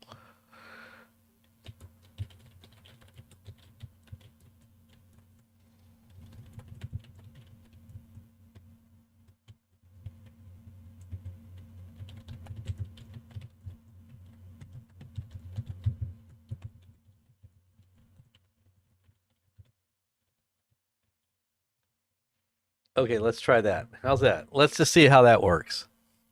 So you can vote right there. This is the first time I've ever used the poll. Oh gosh, there's a lot of little features here. Let's see. This is a goal. Make Super Chat more fun with a goal. Oh, so more goals. 10 Super Chats. Let's do one of those too. Why not? Let's set it for, 30 minutes. How will I celebrate? I'll stand upon my head. I'll stand upon my head till my ears are turning red. Pussy cow, pussy cow, pussy cow. Remember that? This is what was his name? And his dog Spot. How many of you guys are from Los Angeles area and remember that commercial? If you're looking for a better set of wheels, I will stand upon my head to make you a deal. I will stand upon my head till my ears are turning red. All right, so I just made a goal. There's another one. A goal has been created. We need your support. I don't want to beg. I'm just going to say, we need your support. I appreciate it. The ministry appreciates it. The Lord appreciates it even more because we need it. Cal Worthington, that's it. Cal Worthington and his dog Spot. If you're wet, Cal Worthington and his dog Spot. And then he says at the end, he says, I will stand upon my head to make you a deal. I will stand upon my head till my ears are turning red. Pussy cow, pussy cow, pussy cow. Go see Cal. Yeah, Cal Worthington. That was down Los Angeles area. How many of you guys are from Los Angeles or know what I'm talking about? I don't know if he was in any other areas besides Southern California. I think he was just in Southern California, I think. But he was big, right? He had a bunch of different dealerships.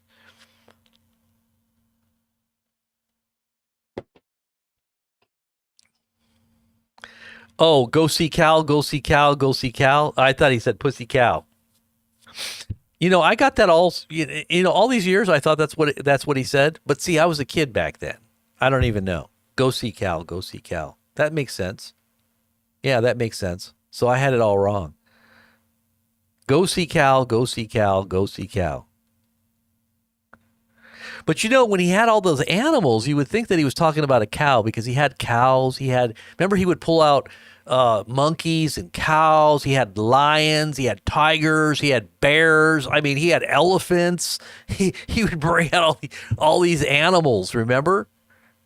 I just remember animals galore. You're in Canada and you know about Cal Worthington? How in the world did that happen, Scott? I'd see commercials up here in Stockton for Sacramento. So it's all over California then, huh? All right, so let's see what our poll says here. Do you think Trump is going to cause all hell to break out in the Middle East? 83% said yes, and 17% said no so far. But it doesn't really tell me how many. Okay, so we have 23 votes. So far, 23 votes. 83% say yes, he will, and 17% say no. He will bring peace and prosperity to the whole world. Amen. So I got 17% that think he's gonna sort it all out, and everybody's gonna just bow before him. They're gonna bow before him, and they're gonna do whatever he says. Right? Somebody put in my comments today, Robert, why do you hate Trump so much? Oh, let's see what they said here. They said something about. Well, let's see if I can answer that question. Because sometimes when people put comments like that, I like to just answer them. Okay, I'll tell you what I really think. I guess this was on our show last night. Somebody posted a comment, and they said,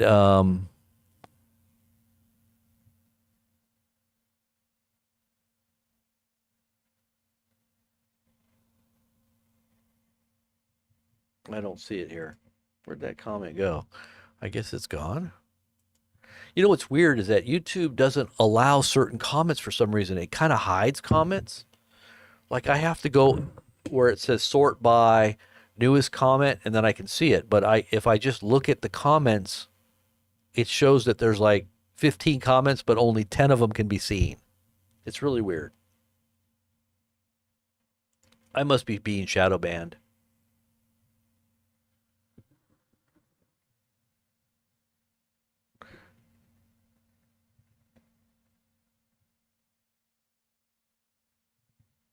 All right. Well, somebody said to me, I usually enjoy watching you, but you are literally making stuff up. Really? Like what? What am I making up? I want to know. And then somebody had said, I stopped watching you because you're doing all this stuff. And I don't like what you're saying. And I'm like, well, then why are you watching me now? I thought you said you stopped watching me. That doesn't make any sense. They still can't get enough. Even when they hate what I'm saying, they still have to come over here and watch. That's called an addiction. You need to go get help for that. Maybe we can do an intervention. You guys want to do an intervention on that person? Because they can't stop watching. They need some help. It keeps muting my freeze drying egg comments. Really? Really, Joe K? Really? Like, what are you saying that it's muting? That's really weird. Don't feed the trolls. But they need to eat. We got to feed them sometime. Otherwise, they're going to be like really hungry. We need to give them a little something. Judah, Just a little. Trolls got to eat too. Exactly. Saints, you're absolutely right. Trolls got to eat something too. I like the trolls sometimes, you know? Back in the day, you remember when Scott, do you remember that time when all the moderators, they were banning they kind of went on a banning spree. I had some moderators that got drunk with their authority.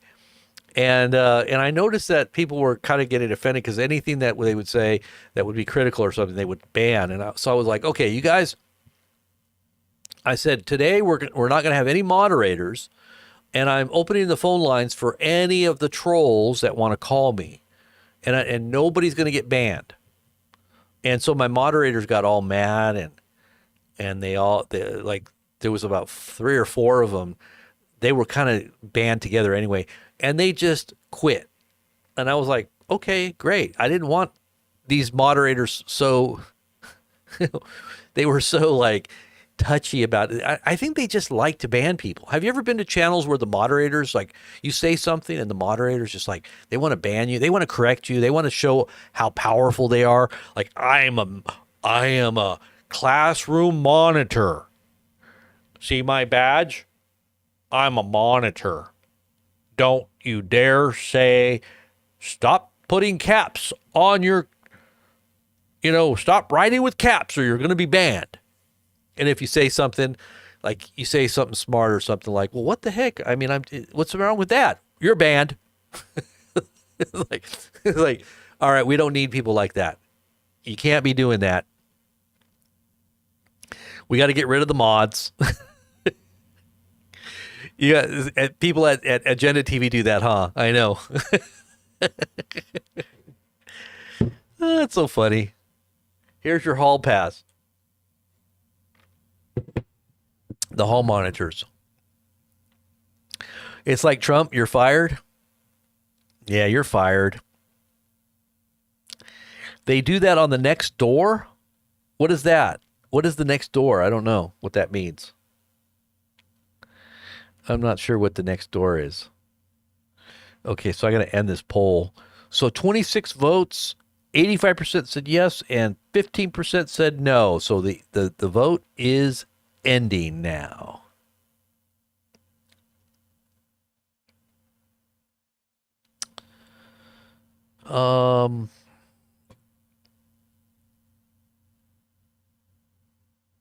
So Rockin' Art 58, it says it won't let you type your message and pay. Yeah, maybe they're banning me. Maybe they're shadow banning me.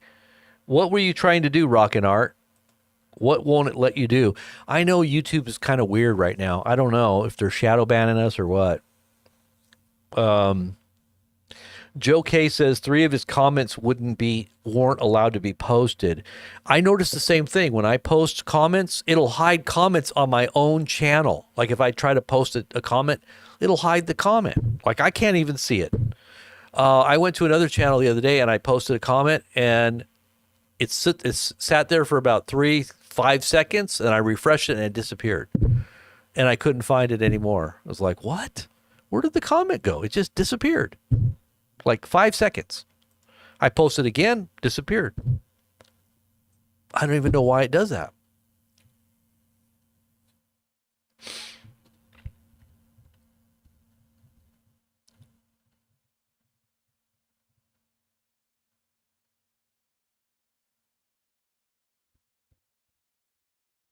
Hello, funny man. Thank you for doing the research. I don't have time to do. Yes. So, Rockin' Art, what were you talking about? You were trying to do something and it didn't work. You said it won't let you type a message. What message were you trying to type? My guess is AI is already involved. That's what I think, Joe. That's what I think. My wife and I were saying the same thing. We think that the AI has already kind of been rolled out in some way, maybe on a, initial kind of phase of what they're going to do. It's probably going to be a lot worse. your keyboard closes all the time when making comments. I bet you they're doing that to offend the audiences too. Like if you're saying something that they maybe they don't really like, they're going to try to mute your effect by by stifling your comments section or engagement. They're trying to stop people from engaging. You tried to pay some money? Really? You tried to pay money on where? Are you talking about a super chat? You tried to do a super chat?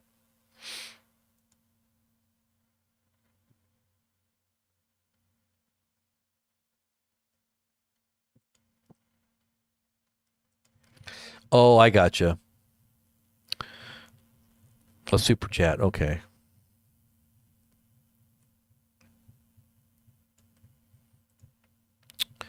All right. So let's look at some more of the Telegram page here. Israeli Army Radio says that Egypt informs the White House that it does not intend to be a partner in Trump's proposal.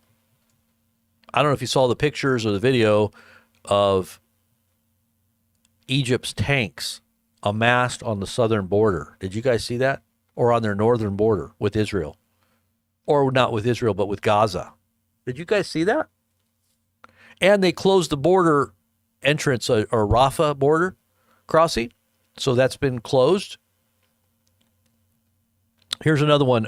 North Korea, a nuclear alert, or say a U.S. nuclear submarine has arrived at South Korean port, escalating security tensions ahead. This is being posted by North Korea. North Korea is not happy with what they perceive as an escalation of tensions by having a nuclear submarine there on its doorstep. Trump says that the Palestinians won't have the right to return to Gaza under his plan for U.S. ownership, which directly contradicts what his press secretary said last week. What? You mean Trump didn't really mean what he told everybody to make them believe something that he doesn't really intend to do? He would never do that. No. He would never double cross his supporters and believers.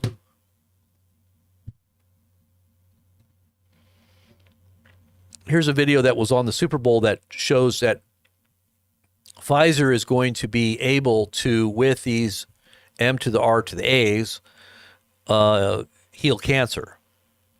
It shows a little boy that is sick in the hospital, and all of a sudden he's healed by a miracle of science. And now he's a fighter. Now he's going to be like Rocky. Dun da da da da da da da da da da da da da da da da da da da. I'm Rocky. Come on, Rocky. Wow, amazing.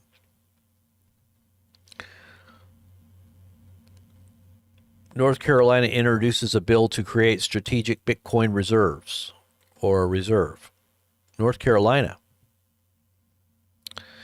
Elon Musk-led group makes $97 billion, or makes a $97 billion bid for control to OpenAI.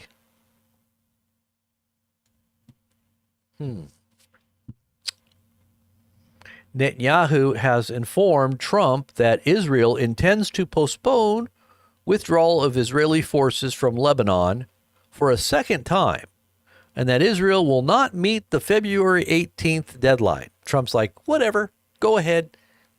Take over if you really want to. Go ahead and go into Syria too. And while you're at it, you can poke Egypt in the nose or in the eye. I mean, I think Trump just wants there to be chaos there. I just have this thought. He's going to benefit from the chaos. You know who else is benefiting from the chaos and all the unrest? Is Netanyahu. Because they were bringing Netanyahu into court yesterday to basically charge him for corruption. And this is a longstanding thing that they've been trying to do for a while. But since October 7th, they haven't been able to do it because the country was in a state of of national crisis, right? And so now that things were kind of coming to an end, they were going to go through the process of bringing him into court. And but all of a sudden, bam, this whole deal is off, and there's chaos now, right? So he can't. He's got to forego and postpone his court case now because everything's in chaos right now.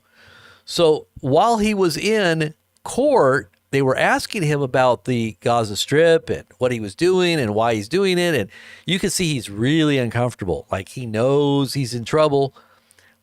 Thank you very much, Rockin' Art. God bless you. That's awesome. I love that. How did you do that? So Rockin' Art is helping us get to the goal. We got so far, we're getting close.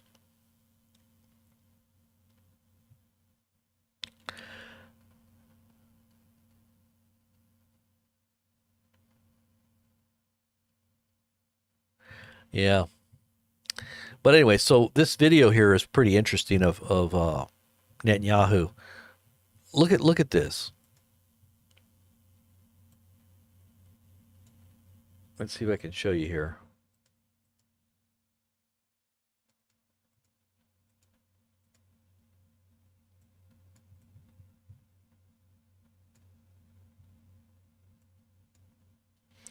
So he's in Israel. He's in the courtroom.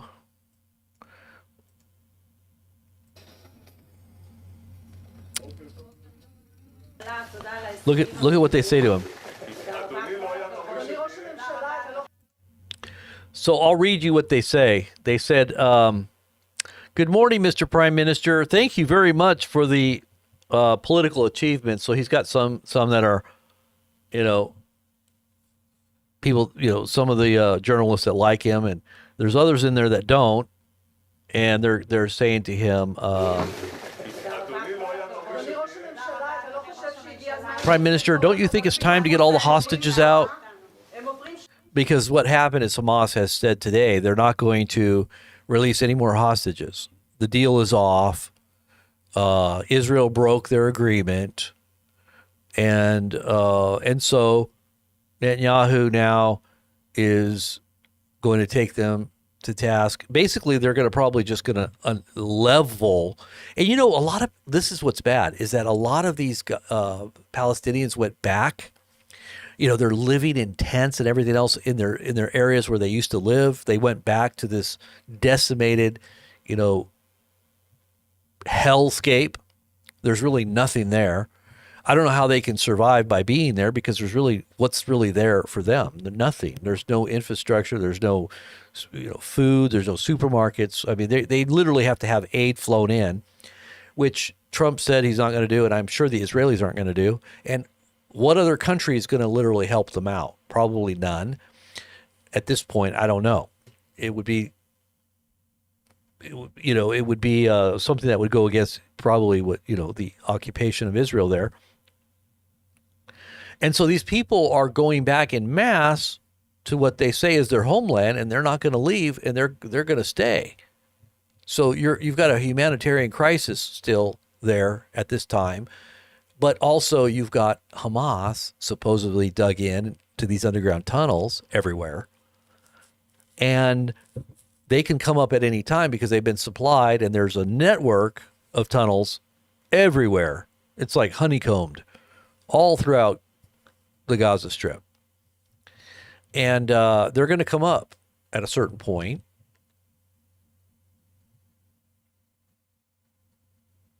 And what are they going to do? So they're going to just keep leveling it until these people that are underground have to come back up. I mean, you got to come up for air at some point. I mean, how much food is down there? How much water is actually down there?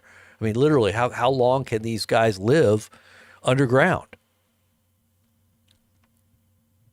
So they're asking Netanyahu, what do you think? Don't you think it's time to get all the hostages out?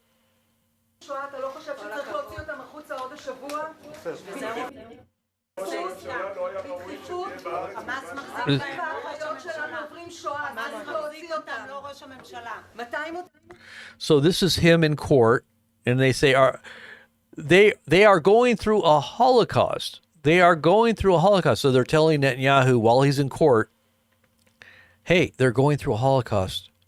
You know, you're putting Israelis that are in captivity through a Holocaust by not getting them out. By what? Breaking the agreement? Because the agreement was broken? And then somebody else asks him, don't you think you need to get them out this week urgently? You know, and you can see he's really uncomfortable here. Watch this.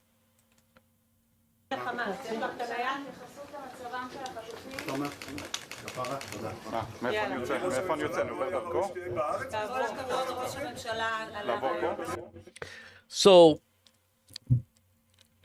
conveniently, right after this is when the agreement was broken, and they basically made statements. Okay, well, we can't be in court anymore about this matter because we're in a crisis and the war is now ramping back up. So we got to go back to strategizing to save Israel. Otherwise, you know, there might be chaos. All hell is breaking loose, right? All hell's about to break loose again. So Netanyahu cannot give an account for anything that's happened in the past, let alone what's happened October 7th, because that was a colossal failure. Everybody that's an Israeli understands and knows that that was a massive blunder and colossal failure that probably, what many are saying, was a stand down. But on top of the fact that Gallant, the defense minister of Israel, I believe it was Gallant, said that Gallant, maybe it wasn't Gallant, maybe it was the other guy, one of the top guys that resigned recently, I think it was Gallant, said that the Israeli military did use the Hannibal doctrine. That means many Israelis on October 7th, many, probably hundreds of Israelis were killed by Israel's own weapons because they were indiscriminately shooting at what they said were possible terrorists that were going to take Israeli hostages, or in the process of taking Israeli hostages, in vehicles. They were literally blowing up vehicles that had Israeli hostages in them, indiscriminately just blowing them up on their way across the border.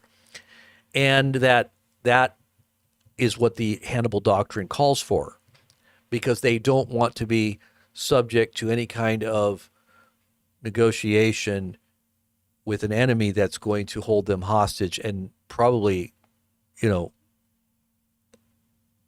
gain some kind of, it was almost like the Hannibal doctrine, I think, states that they'd rather have their own people killed than being held captive by an adversary. And so they themselves would actually be the ones that carry out the death if it means the death of the enemy at the same time. So they're allowed to kill their own people in captivity. So I mean, let me just show you exactly what it says here, the Hannibal doctrine, because it's kind of concerning.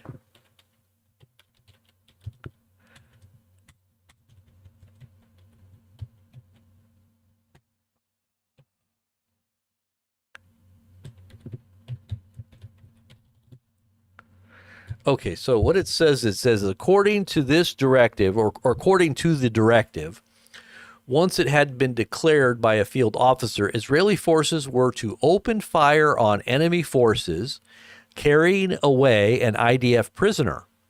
Vehicles suspected of removing such a prisoner from the battlefield could thus be attacked, even at the risk of harming or even killing the abductee himself. It's called the Hannibal Directive. And Gallant confirmed that the Hannibal Directive was in operation on October 7th, and that many, many, many Israelis were killed by their own military as they were being taken across the border. And you can see video of that too, with these gunships just shooting. As you see all these cars going across the border, they were just shooting all these cars. People run, on motorcycles, on, cars. I mean, they were just blowing everything up. And you know that there was Israelis in there.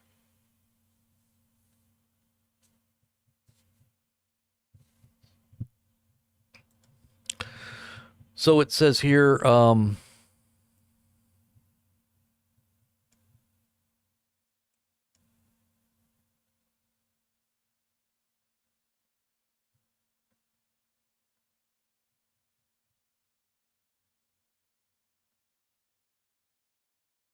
this is coming from Hazaretz.com. This is an Israeli publication here.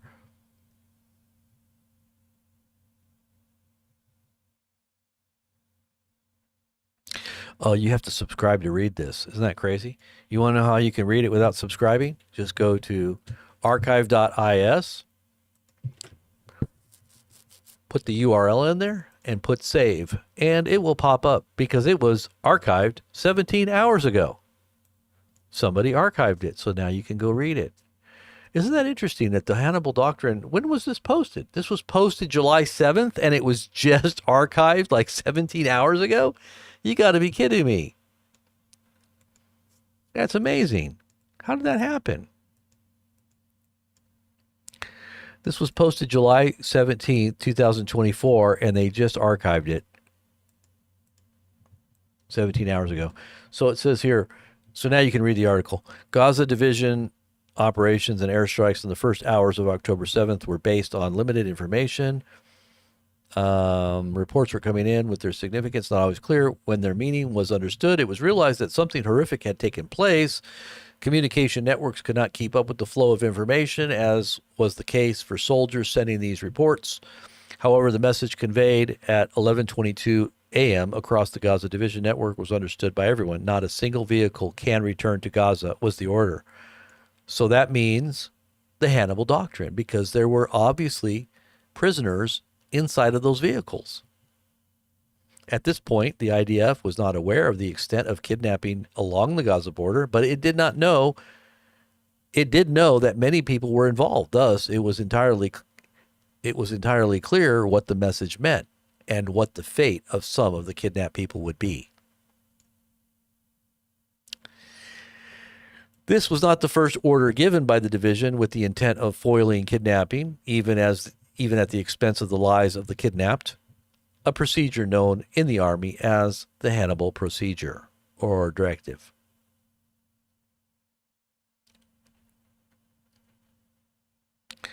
Documents obtained by Hazaret, as well as testimonies of soldiers, mid-level, and senior IDF officers, reveal a host of orders and procedures laid down by the Gaza Division, Southern Command, and IDF General Staff up to the afternoon hours of that day, showing how widespread this procedure was from the first hours following the attack and at various points along the border.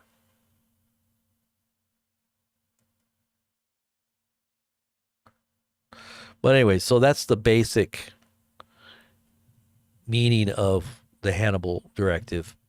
But they're calling for accountability amongst, which many said was a stand down, because there's no way that could have happened where the border was breached in that way, because it's one of the most surveilled borders on planet Earth. And an Israeli military border officer came on and stated that if even a cockroach approached the fence, we would know it. And we would send someone to meet it on the other side before it even got to the fence. So how in the world was that border opened for how many hours? Letting all of those terrorists come in? Seriously? For how many hours that went on? With no response. And they say it was because they were on, they stood down and they pulled all the troops off the border to send them somewhere else. I don't know. It was because of a holiday. Really? Seriously. That don't make any sense at all. You got to kind of wonder if this was an excuse to do what they ultimately did, and that was to take Gaza, to take the whole of the strip. This is their 9/11. They even call it their 9/11, right? And many of you understand what 9/11 means, right? It was the beginning of the end for America on 9/11. Scott, thank you very much, brother. I did see that. A heart, a heart. I can put a heart there, can I? Rocket Art, I don't know why I can't put a heart on yours. That's weird. Maybe I waited too long. Thank you so much. Like Schultz, I see nothing. What do you mean? Like Schultz? You mean like who's Schultz?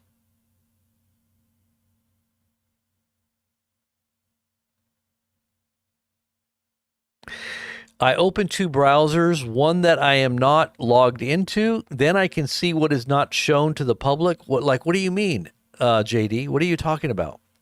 Tell me. I'm curious. Most Jews do not like to admit it, but our God is Lucifer, and we are his chosen people. Harold Walsh Rosenthal. Really? You know what's a really interesting documentary? I don't know if any of you ever have seen this documentary, but it's called Europa, The Last Battle. Have you ever seen that? Europa, The Last Battle, or The Last Great Battle, or something like that. Anybody ever seen that? I mean, it's obviously a recounting of history from a different perspective than what we've been taught, but it is worth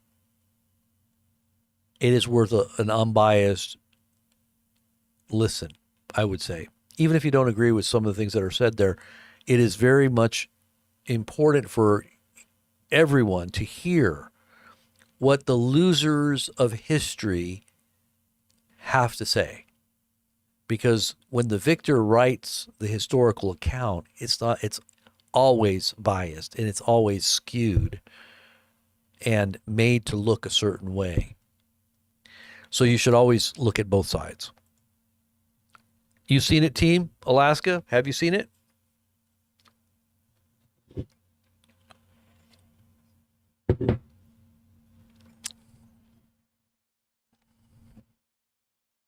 It's very hard to find. You can find it on BitChute, or you might be able to find it on Rumble. But you've seen it, Team Alaska. It's good, huh? It's long. It's about 10 or 12 hours. It's a documentary of about 12 hours long. But it's broken up into like 10 parts, I think. 10 parts. But you definitely need to kind of look at this and try to understand what was really going on historically that led up to World War II. What is a good point, Reb W? Curious. What point are you talking about? And Jackie, what are you questioning? Question mark? Question mark? What do you mean?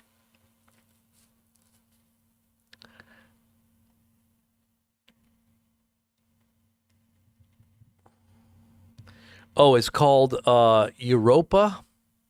Let me just find it for you. I'll find it for you. Hold on. Let's see if it's on here. I don't think, you know what? I have a feeling it's not on Rumble because I think I looked. It's banned. I don't think you can find it on YouTube or anything.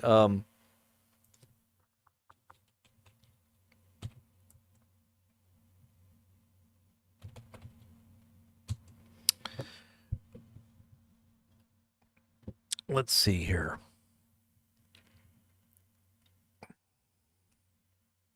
Okay, so let me see if this is part one. criminal people. Yeah, the only thing I really have a problem with is the part one, and I mean I haven't watched the whole 10 hours. I've watched a number of hours of this and thought it was very interesting, very interesting. But the first part one, the initial opening of Europa documentary part one, the dude with the facial tattoos, I think that was inserted after the fact. Somebody put that dude in there, and he's not supposed to be a part of that documentary. Okay, so I've actually downloaded this and I edited that dude out because he's such a distraction from the actual content of this documentary. It would make people not want to watch it because of just who he is, the way he looks, and kind of I mean, I'm not saying everything that he said was wrong, but it's just the way he comes across, it doesn't fit. And it's before the opening of the documentary anyway. So it looks like somebody added him in there. Just so you know, the dude with the facial tattoos at the very beginning of this documentary, I think was added after the fact. Okay, so it is here. It was posted how many months ago? I'll show you here. I'll get it for you. May 4th. Okay. So here is the link. If you want to check it out, here's the link. And it should have all 10. There should be 10 parts. So you can watch it in different parts. But yeah, BitChute is the best place. But you can see it there on Rumble. There is. It's banning your link, JD. Like, what are you trying to post? Oh, you're trying to post I don't think that. Can you see my link, JD? Can you see my link?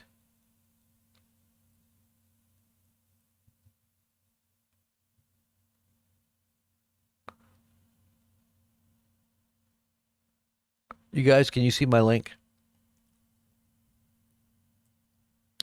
Now, let me just preface this for those who are watching this. I'm just going to tell you this.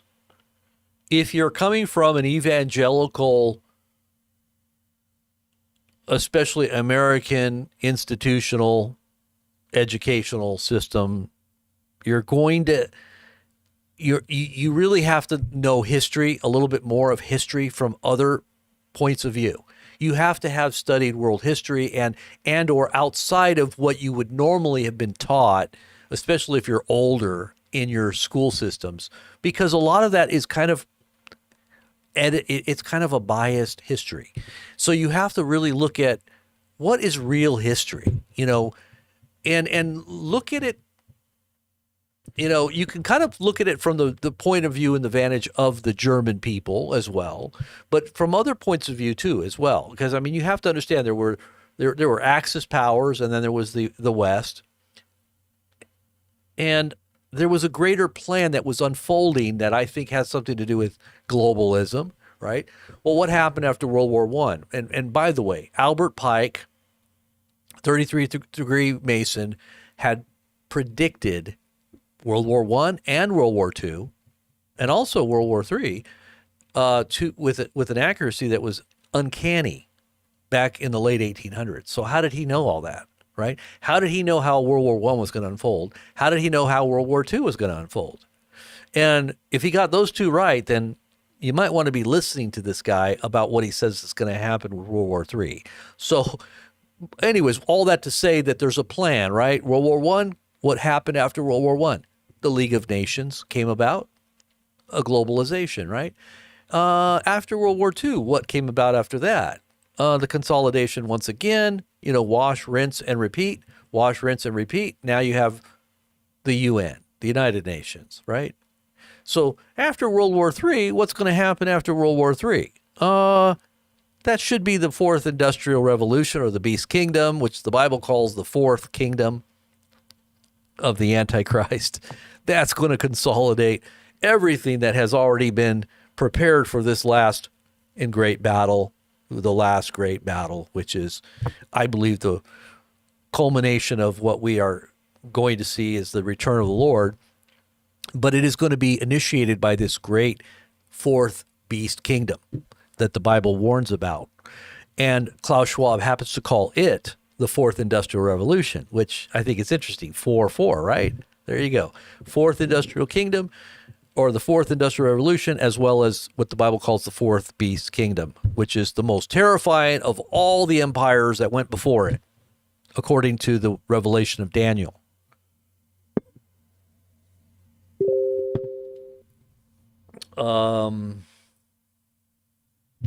Okay, you guys can see the link. Okay, so Team Alaska, I think the reason is that only moderators can post links, because what would happen is if people started posting links, or links were allowed, then they could post anything, and you got to be careful with links. And that's another reason why we don't have comments enabled on Telegram, because a lot of channels get compromised by comments. The users end up getting spammed and scammed, and we had a lot of scammers and spammers coming into our chat, and it's just impossible to moderate. And we just want to limit, and many channels that used to allow comments on Telegram don't allow comments anymore, or they allow comments to a certain subscriber base that are literally people that they can trust, and you just can't open up wide open comments. We don't have time to moderate anyway. It's just way too much. The Great Deception says Albert Pike's letter to Manzini. So that's where he talks about the 3 different wars, right? I think that's what it was. Yeah.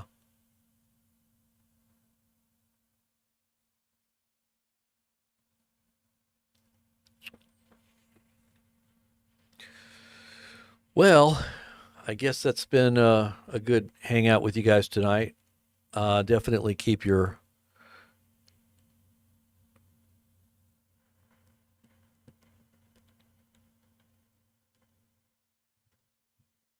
EGG. I'm not sure what you mean by that, Michael.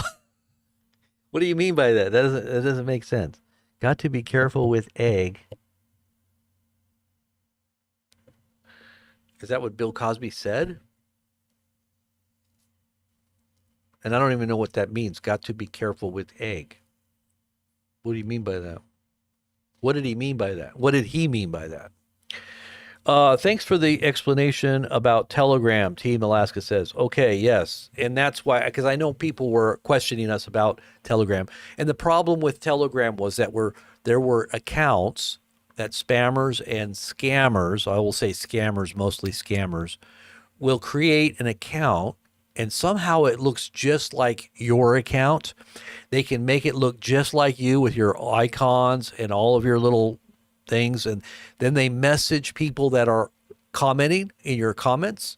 They'll message them directly, and they'll pretend like they're you, and they'll try to smooze them. They'll try to deceive them and getting them to, give them a phone call or to give them a text. They'll give them their phone number. They'll tell them, hey, I'm doing some crypto, and this is a way to support what we're doing. If you have a crypto account, I want to show you how I made some money or whatever. They did a lot of crypto schemes. I saw a number of crypto schemes, and you'll find out that a lot of channels on Telegram have had this same problem. And, people like Z Media, they don't have comments anymore. They used to have comments. They shut them all off because of that. Plus, you got people in there that'll say a bunch of real threatening things. They'll try to get you in trouble because they monitor all that stuff too. You don't want people in there saying all kinds of bad stuff that's going to get, a bunch of negative attention to your channel. So we just didn't even want to worry about all that. It's just too much problem.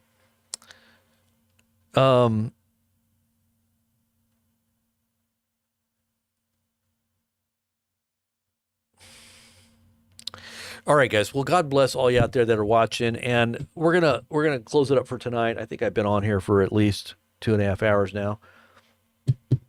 But it's the egg skit. Gotcha. It's an egg skit. Yeah, and then in the meantime, guys, I will see you back here tomorrow, the Lord willing.